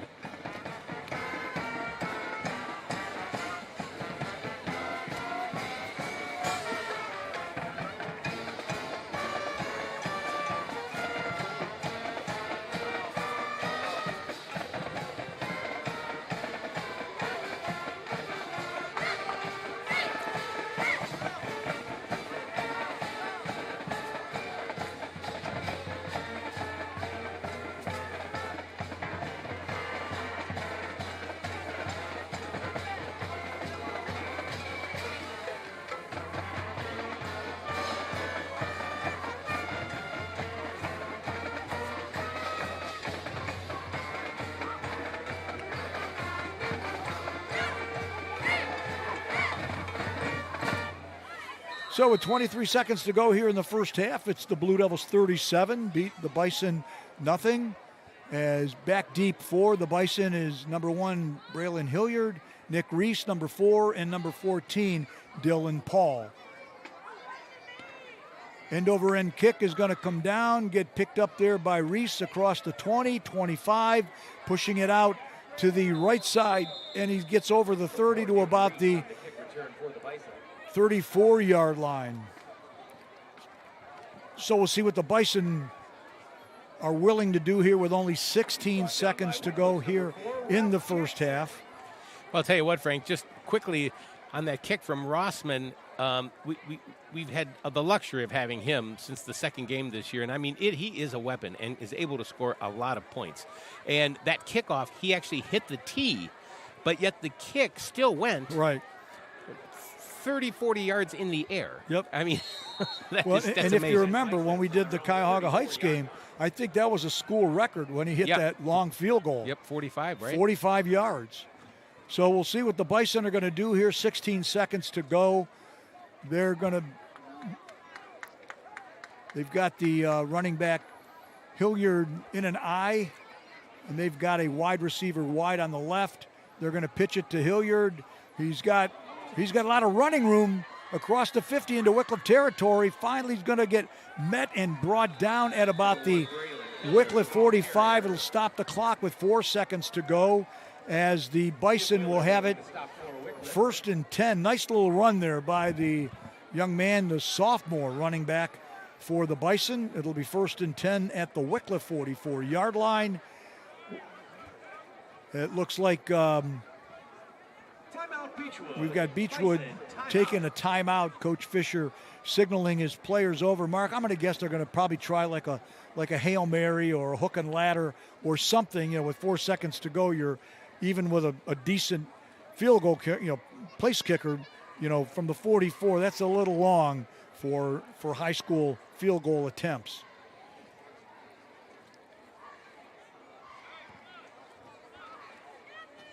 Beautiful night here in the campus of Wickliffe, here high atop the ridge on Rockefeller Road. Nice crowd here for the Blue Devils as they are at a comfortable 37-0 lead.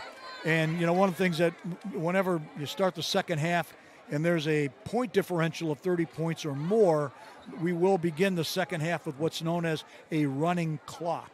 So incomplete passes, the clock will continue to run.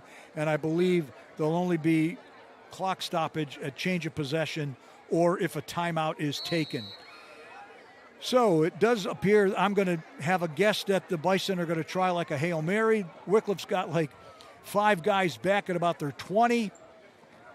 I have a feeling Clark is, for the one night or the one time, he's going to have all the time to throw.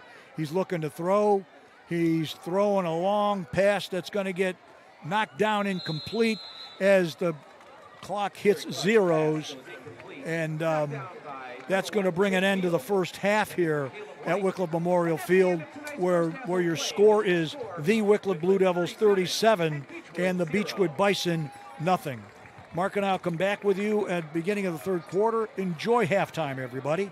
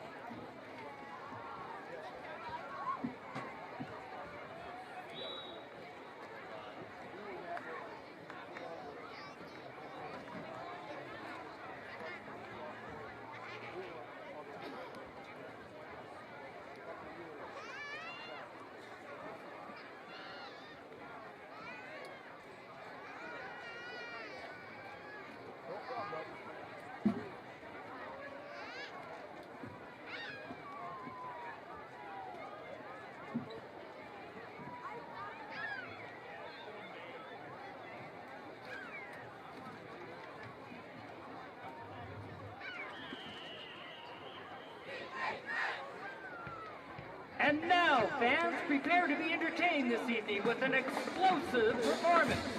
Please welcome to the field your Beachwood Bison Marching Band and Drill Team with our 2024 Senior Show.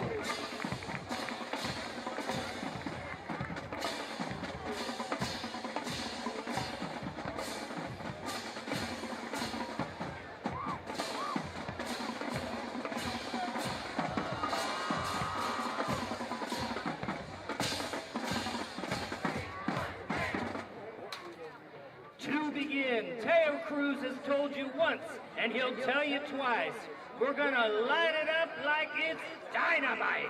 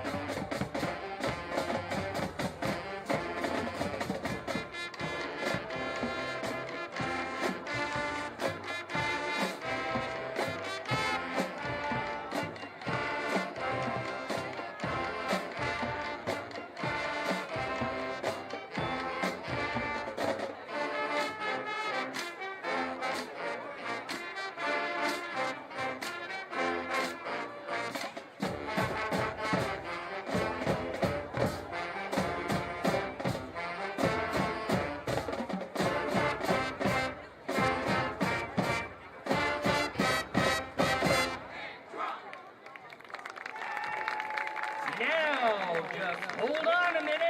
Here's our dynamite drill team led by co-captains Ellen Hawkins and Madison Henderson in their take on a Jesse G tune that's B to the A to the N to the G.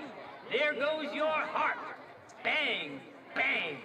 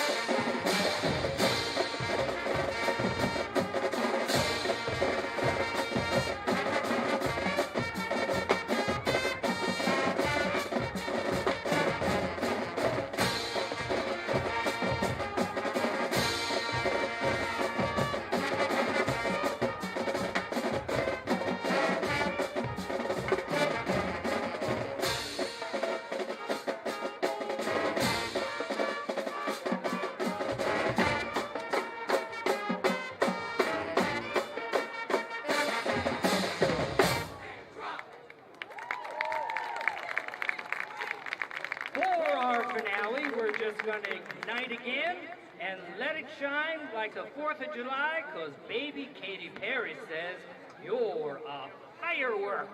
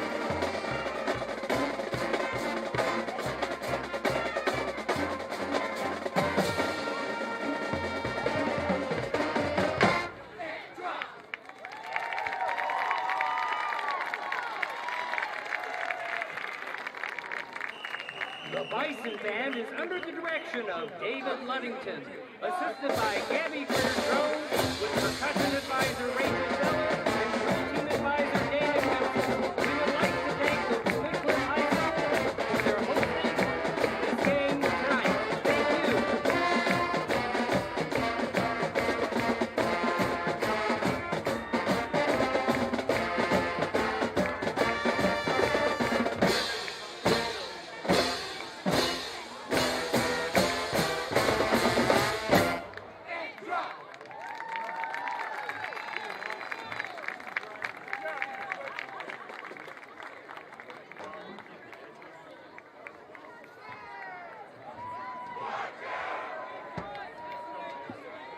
Ladies and gentlemen, Wickliffe Upper School is proud to present, under the direction of Mr. Evan Slomovitz, percussion instructor Noah Garrison, and low brass advisor Michael Picciano. It's the often imitated, but never yet duplicated, Wickliffe Blue Devil Swing Band. The band is being led downfield tonight by Majorette Mackenzie Cameron.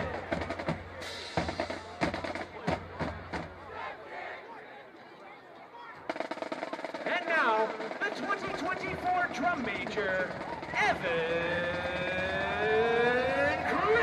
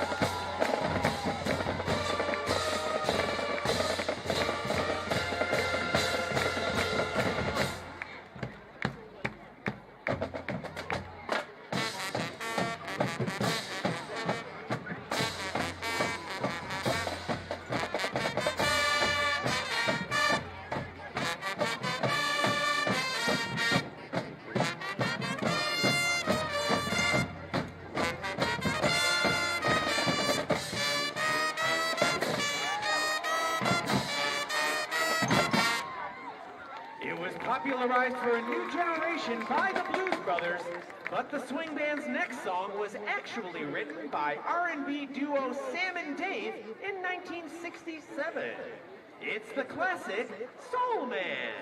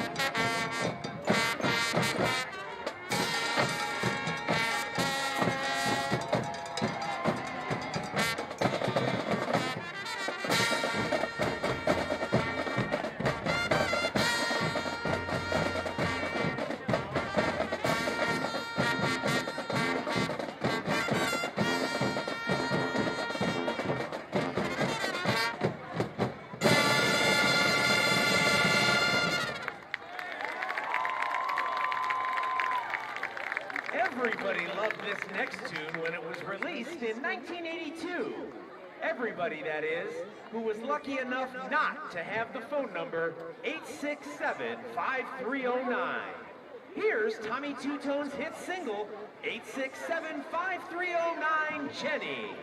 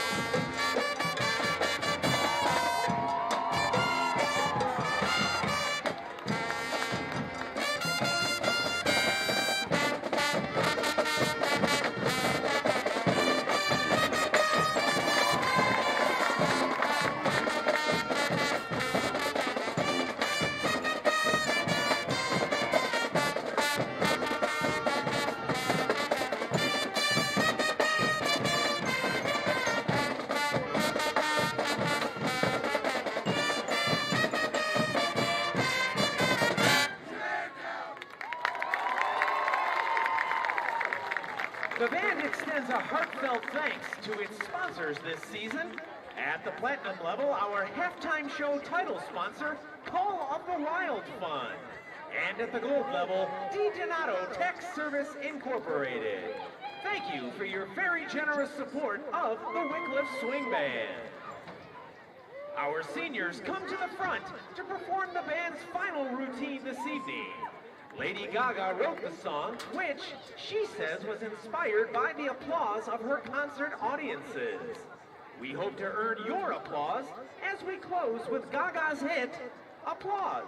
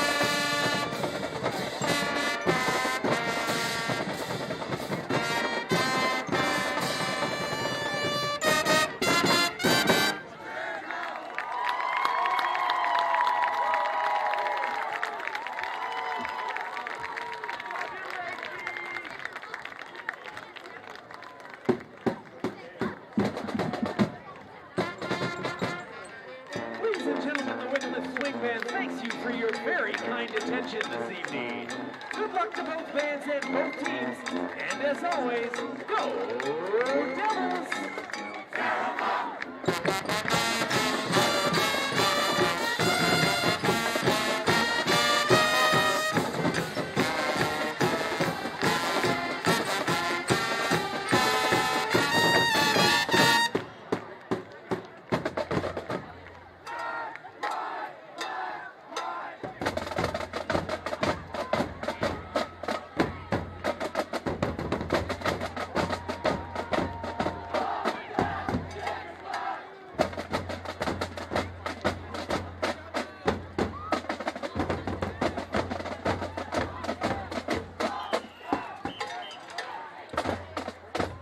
Well, we don't even see the teams yet. That tells me something.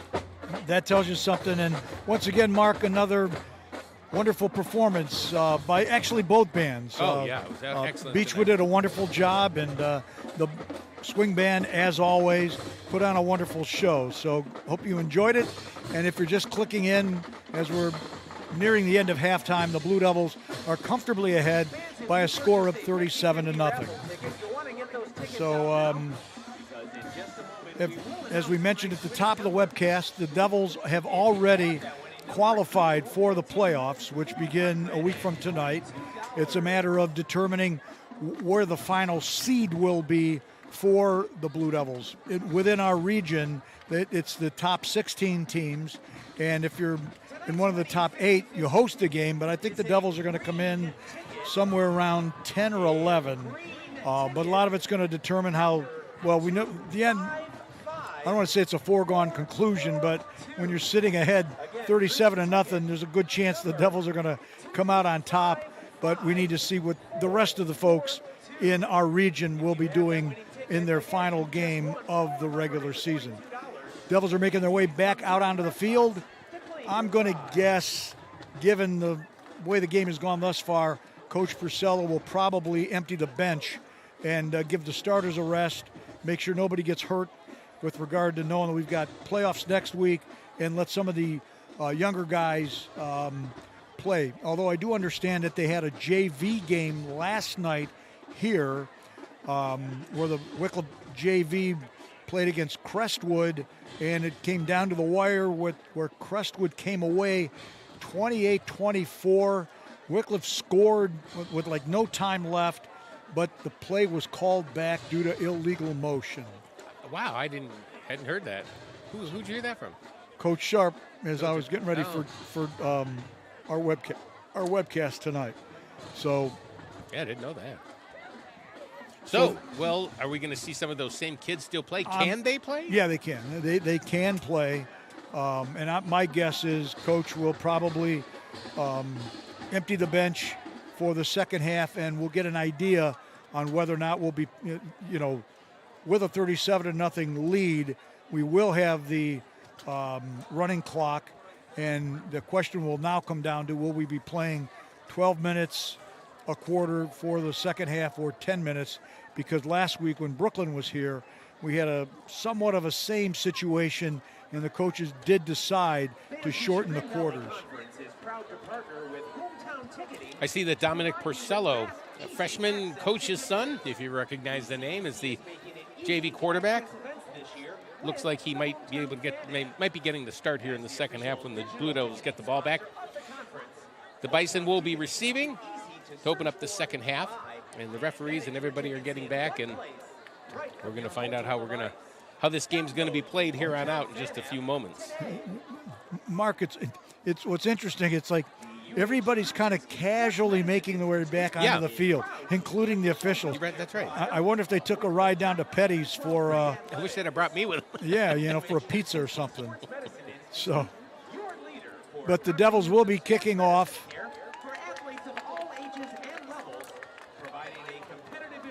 While we're sitting here talking, just found out.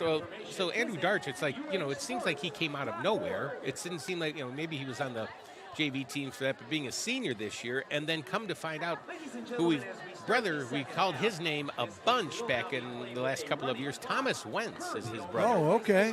So now you know where the defensive line play comes from. Well, he runs in the family. He's played tremendous this year. He had an interception for a touchdown here. Right. Just and he's had a number of quarterback sacks that we've called. Right. And that's not counting how many he would have probably had, on the away games. So it's probably like just a formality out to center of the field is number 1, Jake Beal, and it looks like number 6, Maverick Edwards. And I think they just confirmed the fact that Brooklyn will be receiving, Beachwood. Mm-hmm. Teams with a B there, folks. Beachwood will be receiving the second half kickoff. Frank, Maverick, that's out there, number 6. Heck of a player. Coach was talking about him. He's concussed, and that's why he's not playing this evening. Oh. One of their better players. So, as I mentioned, it looks like both teams are kind of like casually getting ready to play the second half. The Bison are making their way out onto the field. They will send three returners back deep. Braylon Hilliard, Nick Reese, and Dylan Paul, who already in the first half received at least, I think, 5 kickoffs from the Blue Devils. Wickliffe scoring tonight.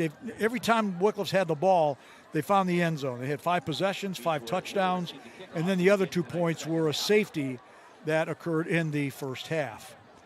So the Devils now are making their way out onto the field.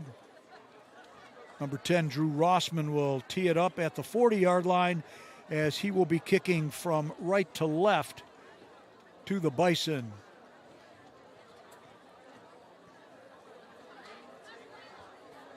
Wonderful fall evening here at Wickliffe Memorial Field at the campus of Wickliffe. to kick off for Wickliffe. One of the reasons it's really a nice evening is because I came prepared. If I didn't dress, we would be freezing now. So you're welcome. Hey, whatever works there, buddy. Rossman's got the foot under it. A line drive, it's going to basically land at the 5 and go into the end zone for the touchback. So we've got 12 minutes up on the clock, and we will be operating under what's known as the running clock, such that once the first play gets going, incomplete passes, when you run out of bounds, the clock will continue to run. It'll only stop on change of possession, official timeouts, or if a timeout is taken by one of the teams. So 1st and 10, Bison at their own 20-yard line. And good chance we'll be calling a lot of fresh names and numbers there for the Blue Devils, as the Bison still have their first team in there. Quarterback is number 12, Larry Clark. He's a junior. Snap is back, and a delay back on a reverse to number 3, who's going to basically break a number of tackles and get run out of bounds at about the 40. That was Jonathan Owens. As looks like back there for Wickliffe was number 14, Jade Straley. So, some names and numbers that we've not called much of this season, and we'll have a chance to bring them to you tonight. So it'll be 1st and 10 for the Bison after a gain of 20 on that romp around the right end. Like I mentioned, clock is running, even though the runner was pushed out of bounds. They operate out of a shotgun. Braylon Hilliard is in the pistol right behind the quarterback, Clark. The snap is back. He's looking to throw. He's going to get sacked there. Nice pursuit there by number 13, Wyatt Bamer. And they brought him down all the way back at about the 30-yard line. And he wasn't the only one in the backfield there. So good defense and pursuit there by the Blue Devils. So it'll be 2nd and 20 for the Bison at their 30. They've got to get to midfield to get a first down. This time they're bringing Owens around to the right side, put him in a slot as they signal the play in from the sideline. Both teams actually operate out of a no-huddle offense. Snap is back to Clark. He hands it to Hilliard, who tries to get wide to the left, and he gets ahead maybe a yard, where as Kish came up there for the Blue Devils to bring him down, and that'll bring up 3rd and long for the Bison. It'll be 3rd and 19, and if they don't try some, I would guess a trick play, I'm guessing we'll see Clark try to go back to the air here, as this time they've got 1 wide to the left side, 2 wide to the right, one being Caleb White and Reese in the slot to the right. Devils look like they're playing a man-to-man defense, as Clark looking to throw. He's going to take off on his own, and he's going to get, he's still on his feet. They came up to knock him down, and Clark stopped, and then finally it looks like number 20 there for the Blue Devils, which is Jim Wheeler, going to be bringing him down. It's going to be nowhere near enough for the first down. That should bring in a punting situation for the Bison, where they'll have it a 4th and 13. Ball is set at their 37. We're back deep for Wickliffe will be Ruskin and Zivnaska standing back at about the Wickliffe 30-yard line. The punter is Tristan Brown. He's standing back at about his 25. Once again, doesn't look like Beachwood's all too high snap. Gets it off, almost blocked. Going to be an end-over-end kick that's going to get down to about the Wickliffe 30, where Beachwood is down there to down it. So clock still running, down to about 8 minutes to go here in the third quarter, 37-0. Blue Devils, and Mark, it looks like the first team offense is heading out there. It sure does. Frankie Bukar. Frankie Bukar standing out on the sideline there talking. Now Zivnaska's coming over to the sideline. And also coming over to the sideline is Jim Wheeler. But going back into the huddle there for the Blue Devils is number 2, Frankie Bukar. And lining up behind him will be number 3, Jimmy Feaster. So, Mark, who knows, maybe for a series or so, it does look like the Devils have their first team offense on the field at this time. As they give it to Feaster, who's getting ahead. He's got a first down. He gets over the 40 to about the 41 as he works his way over right tackle. As Williams for the Bison was there to bring him down, but it'll be 1st and 10 Wickliffe as they have it at their own 41. Would imagine that Marsh is not in a hurry. Right. I mean, clock is running. You've got a comfortable lead. I'd take every bit of this play. Yep. The snap, they hand it back to Ruskin, and now we've got a stoppage. Shift. Yep, and we've got looks like, illegal false start on the Wickliffe Blue Devils. So it'll back them up 5, make it 1st and 15 back at the 36-yard line for the Blue Devils. Even though you hear whistles out there, the clock does continue to run as we're under 6.5 to go in the third quarter. Devils comfortably ahead by a score of 37-0. Now looks like a lot of substituting going in and out of the huddle. But Frankie's still in at quarterback there. Put a man in motion, Ruskin, they hand it to him, breaking tackles as he's across, still on his feet. He's got a first down. He's well into Beachwood territory. He gets inside the 40 as Essen Williams brought him down. But, Mark, they're opening up holes that are, a mile wide as the Devils have basically had their way at will on the offensive side of the ball, and for the most part the same on the defensive side, as it'll be 1st and 10 Blue Devils at the 36-yard line of Beachwood. Devils taking their time. They're actually huddling up now, where they've got 2 wide to the left, 1 in a slot. They put Ruskin in motion, and Frankie's going to fake it, the handoff to him, take it up the middle. He's going to get ahead for maybe a yard. Good pursuit there by Beachwood. Looks like number 70, Ori Balkin, and number 56, Aiden Condor on the tackle for the Bison. Now checking in for Wickliffe, number 88, which is Gio Moppins. Looks like the Devils are, as Mark said, they're not in any rush. We're under 5 minutes to go here in the third quarter with a running clock, which by Ohio high school rules happens when there's a 30-point differential in the second half. Devils again in this tight I formation.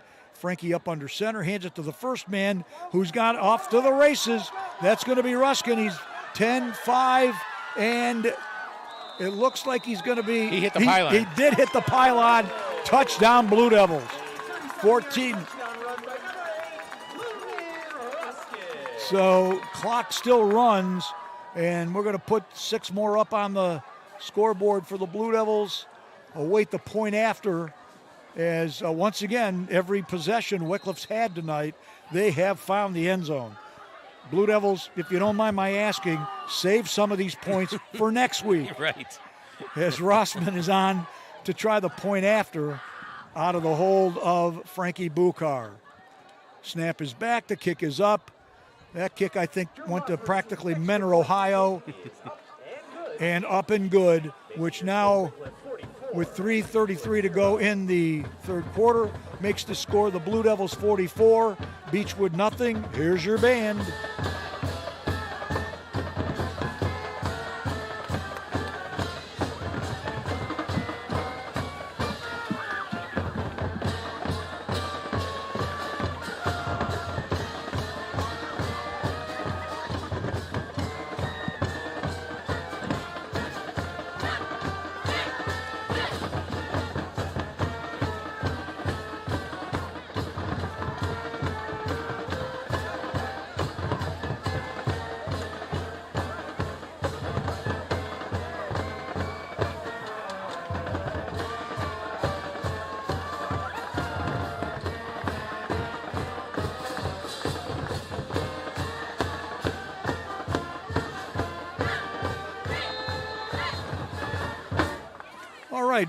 Clock running, 3:22 as Rossman has it teed up. Mark, with Halloween coming up in a week, I'm wondering, the Beachwood team, I'm wondering if that's a disguise, if they've actually got the Browns out there. As Rossman hits a ground ball that's going to hit. Ball is live. That's a live ball. That's a live ball there, Mark, where finally Wickliffe got it. They made a Nick Reese finally recovered it, but I think Hilliard tried to field it at about the 10. It bounced off him, and the Blue Devils almost recovered it, but Reese was able to land on it down back at about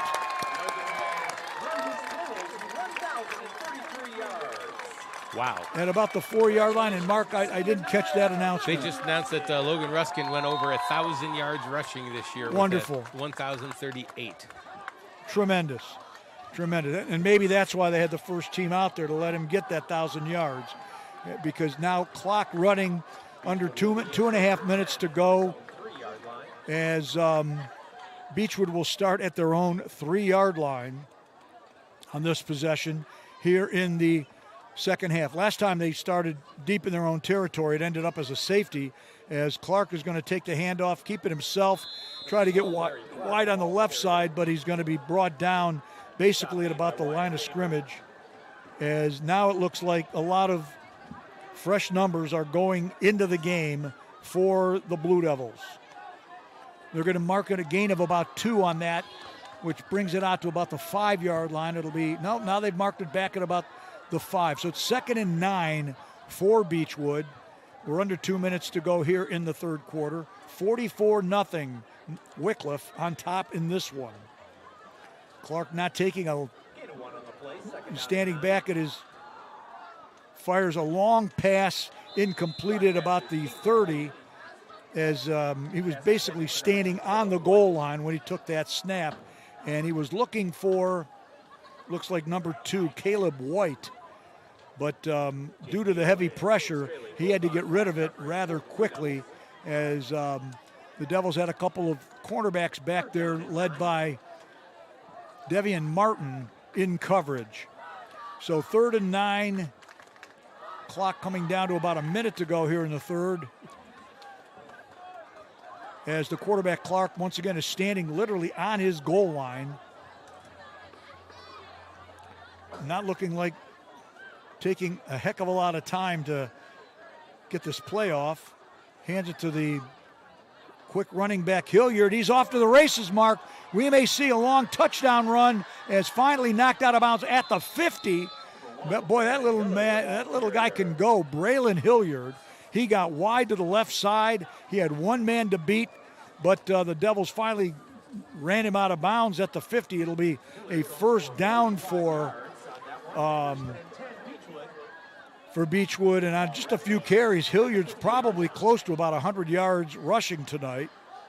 You know, it's funny, I was looking at my notes from yesterday after my conversation with Coach Fisher, and I have here Braylon Hilliard, quick, elusive. Well, we've seen it. We have seen it. Sure have. And given that young man's a sophomore, we're going to be seeing him for a few more years. So clock is going to run to zeros. That's going to be the end of the third quarter. So with 3 quarters in the books, your score is the Wickliffe Blue Devils 44 and the Beachwood Bison nothing. So we come back, it'll be 1st and 10 Beachwood, and they'll have it at the midfield stripe. I recently just checked, big sports night. The Cleveland Cavaliers at half have a 10-point lead on the Detroit Pistons by a score of 65-55. The JB Biggerstaff revenge game. Well, you got to figure JB's got to be rather motivated, to come in here. And he will make a difference for the Pistons. He will. You know what? I heard Chris Fedor from Cleveland.com on the radio on the way over here to the game, and he was talking about, the state of the Cavaliers when he got here was not good. No. I mean, they were in a dark place. Those were his exact words.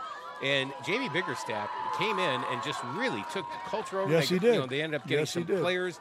Garland started playing. They traded for Donovan Mitchell. They drafted Mobley. You know, and I think the guy probably should have had a video tribute tonight. Because he one did would a hope. lot. One would hope. You know, he got him in the playoffs a Yeah. couple years in a row. Yep. So he'll do good things in Detroit, and we wish him all the best. Well, we're ready to get rolling. The clock is already, haven't even, started to play, and the clock is already rolling, folks. As it looks like the Bison, they've got a bunch of receivers on the right side. They're going to throw a halfback pass. They're throwing it deep, and it's going to be almost intercepted down at about the 25-yard line. They pitched it to Jonathan Owens, and tried a halfback pass, and I think they were looking for Nick Reese down at about the 25. So clock still running. It'll be 2nd down and 10. Got to give Beachwood credit. A little bit of trickery there to see if they could make something happen, try to get on the scoreboard one way or another. As the Devils, it's been all Devils tonight, folks. 44-0, and as we're into the 4th quarter here on this beautiful Friday night from Wickliffe Memorial Field. Once again, they've got a cluster of wide receivers on the right side, 2 on the left side. They put one in motion, and this time Owens isn't going to throw, but he's going to take off on the right side, going to get run out of bounds as he's got first down inside the Wickliffe 40 to about the 37. As Straley was there to run him out of bounds, as it does look like the Devils have the 2nd and 3rd string in on the field at this time. So it'll be 1st and 10 Bison at the Wickliffe 37-yard line. They're staying with this wide receiver bunch. Again, they give it to the very quick Hilliard.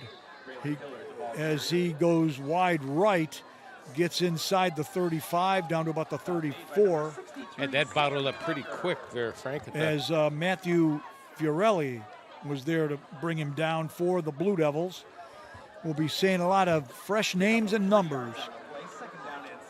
It'll be 2nd and 7 for the Bison. Clock under 10 minutes to go in this one tonight.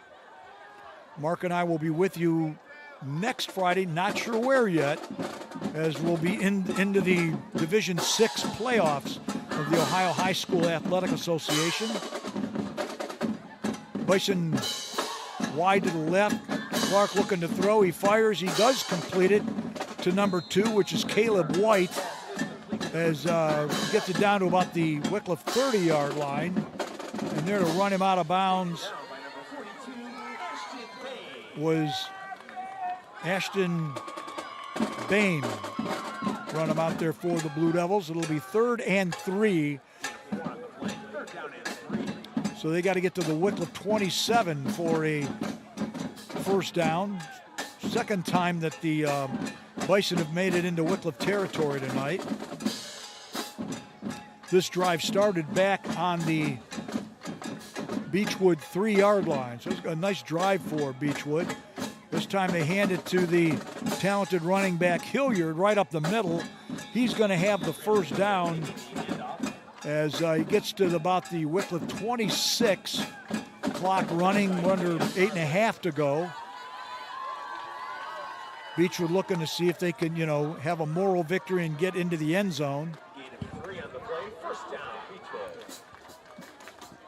They send one wide to the right side, 2 wide to the left. Reese is in the backfield. Clark looking to throw. He rolls. He fires.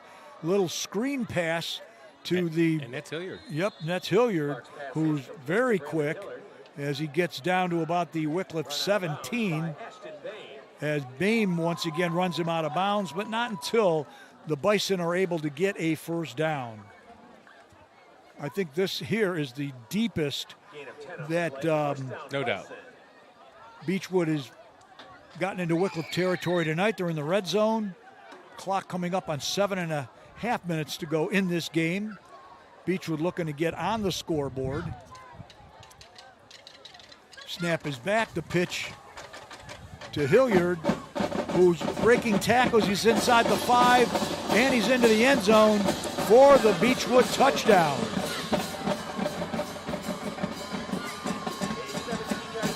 So a 17-yard touchdown run there by Braylon Hilliard around left end. Broke a tackle at about the 10 and was able to make his way into the end zone. So with just about 7 minutes to go, the Bison are on the scoreboard. And it looks like it'll be on to try the point after will be number 19, Tristan Brown, right-footed kicker. And it'll be out of the hold of the number 12, the quarterback, Larry Clark.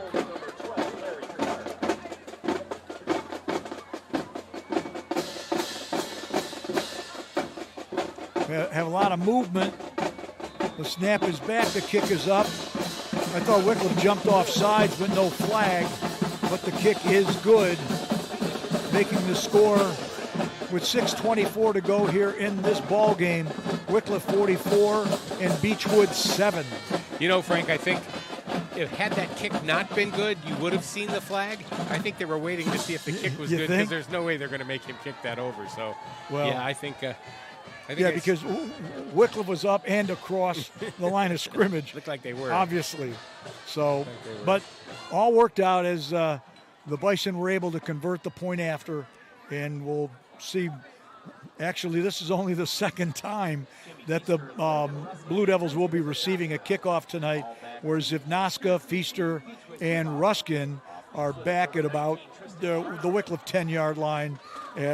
Teeing it up will be number 19, Tristan Brown, for the Bison. The few times that we've seen him, they basically have, well, he kicked off after the safety and start the game. It was almost like a ground ball, though the shortstop is finally coming on field to complete the kickoff coverage team. Looks like number 99, Noah Sinberg.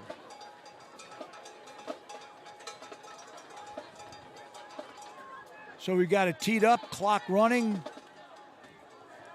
The officials actually don't look like they're all that enthused to want to get this one over. And they finally blow the whistle to get it going. We have a high end, great end over end kick. It's going to make it into the end zone, which is an automatic touchback. So the Wickliffe Blue Devils will be starting 1st and 10 at their own 20-yard line. So taking a look, let's see offensively for Wickliffe. And Mark, I believe, going in at quarterback for the Wickliffe Blue Devils, number 6, Dominic Porcello, who's Coach Mars Porcello's son. He's a freshman, so he'll get to mop up, basically be like the closer in tonight's ball game. Devils up by 37, 44-7. As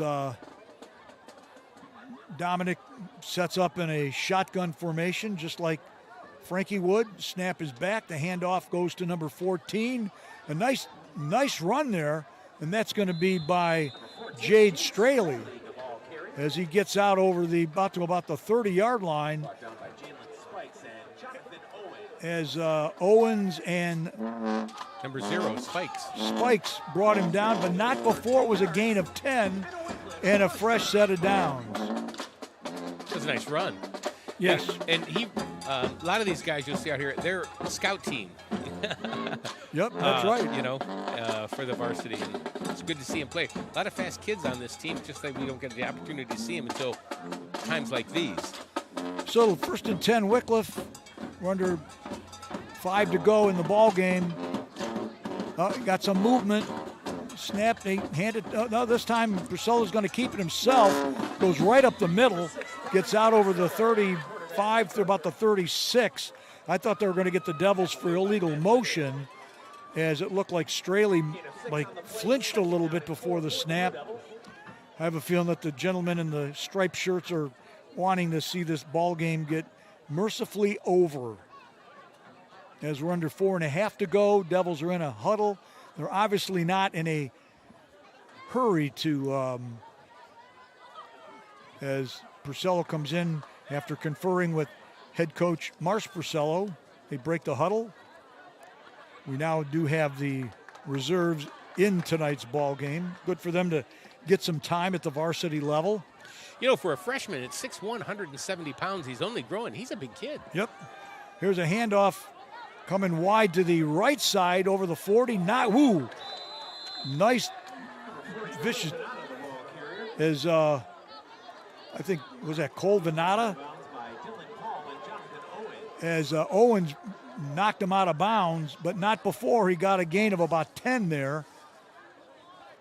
And we're seeing even with the backups, Mark, and they're playing against the Beachwood first string. You know, they're moving the ball.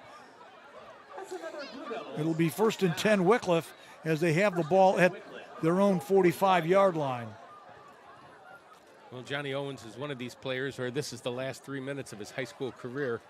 He was in on that play, senior, captain, heck of a ball player. Devils break the huddle. They send Kenneth Smith wide to the left side as a wide receiver. Hand it to Straley, who's going to get over left tackle. He gets out to about almost the 49-yard line, where Owens once again is there to bring him down. Even the reserves are moving the ball quite well here against the Beachwood first team. Clock now continuing to run. We're at about 2.5 to go here in the ball game. The Devils will move to a record of, they'll finish the regular season at 7-3, which, you know, considering that last time we were with you guys, they were at 3-3. So they've had this will be a 4-game winning streak. They'll close the season out. Operating out of an I formation. They hand it up to Straley up the middle. He gets into Beachwood territory. Oh, I'm sorry, take that back. Jaden Johnson. Jaden Johnson gets a carry. As Condor brings him down, he'd be at a 3rd and 1 for Wickliffe, and they're now in Beachwood territory at the Bison 46-yard line. I want to thank everybody who's been with us all season long here on the Worldwide Blue Devil Network. We love being able to bring you all the action here from Wickliffe Memorial Field. We'll continue next week as the Devils will be on the road as they open the first round of the playoffs, and we'll have details for you coming up within a few days. Straley in motion as Purcell's going to keep it himself, and he's going to have the first down as he gets down to about the Bison 41-yard line. We're about a minute to go in this ball game. I'm guessing we'll get one more offensive play.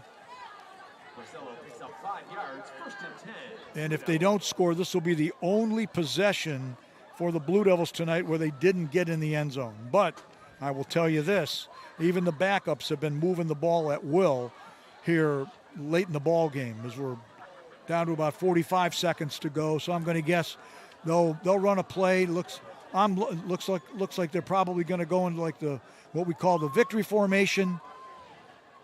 They'll take a snap, take a knee. Yep, they're taking a knee, and that's going to wrap it up tonight here at Wickliffe Memorial Field. So as the clock winds down, the players now are all assembling near midfield to congratulate one another. Mark, wonderful season that we had the opportunity and the pleasure to bring to everybody as the Blue Devils are going to wrap up their season with a record of 7 wins and 3 losses. And it's just now a matter of waiting to determine where they're going to be seated for the playoffs. As the clock is now 000, and the final score tonight, the Wickliffe Blue Devils 44, the Beachwood Bison 7.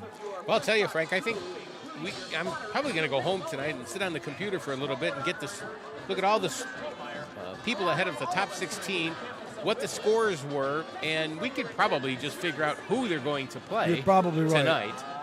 So I'm going to do that, and I'll text you. And you know, one of the things I love doing on a Friday night, Saturday morning, is I love pulling up all the scores from the state of Ohio. Yeah.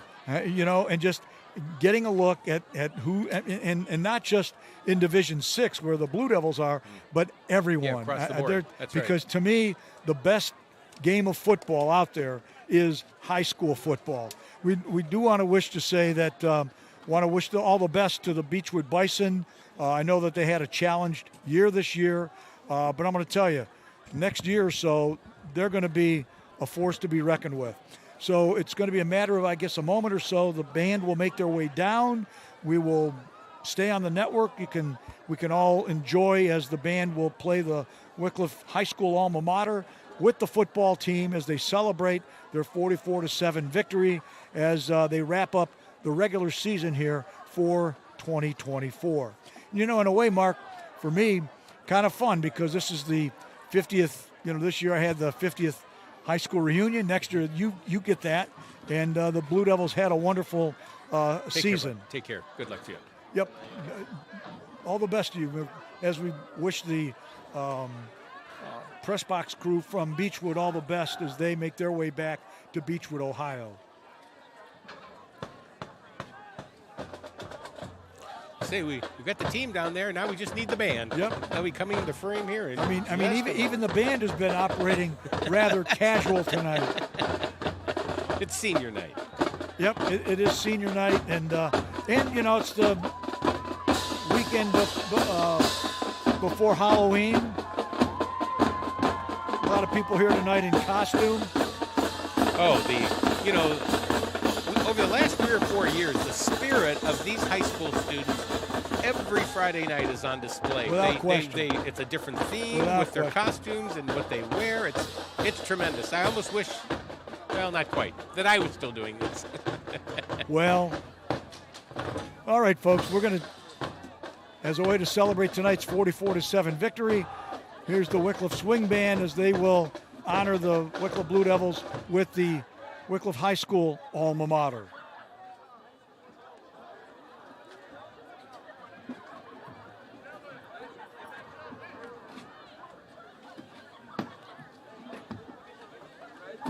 He doesn't even have his whistle on his.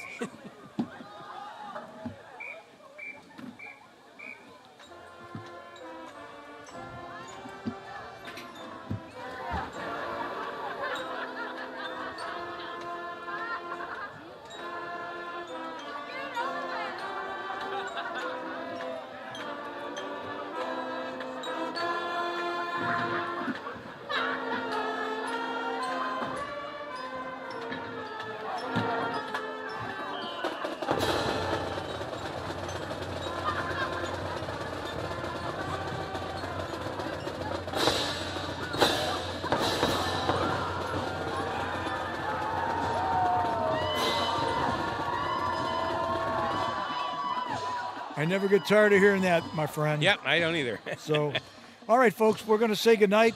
I wish you all the best weekend as football got off to a great start because, as far as I'm concerned, after tonight, doesn't really matter other than, maybe the Buckeyes and the as they host Nebraska tomorrow in Columbus. If the NFL was wise, they'd have the Blue Devils playing. So they'd give Baltimore a better game than those buffoons from Haslam's House of Horrors, better known as the Factory of Sadness. So we'll sign off tonight. Thank you once again for joining us here on the Worldwide Blue Devil Network. The final, once again, from Wickliffe Memorial Field is the Wickliffe Blue Devils 44, the Beachwood Bison 7. Have a great weekend, everybody.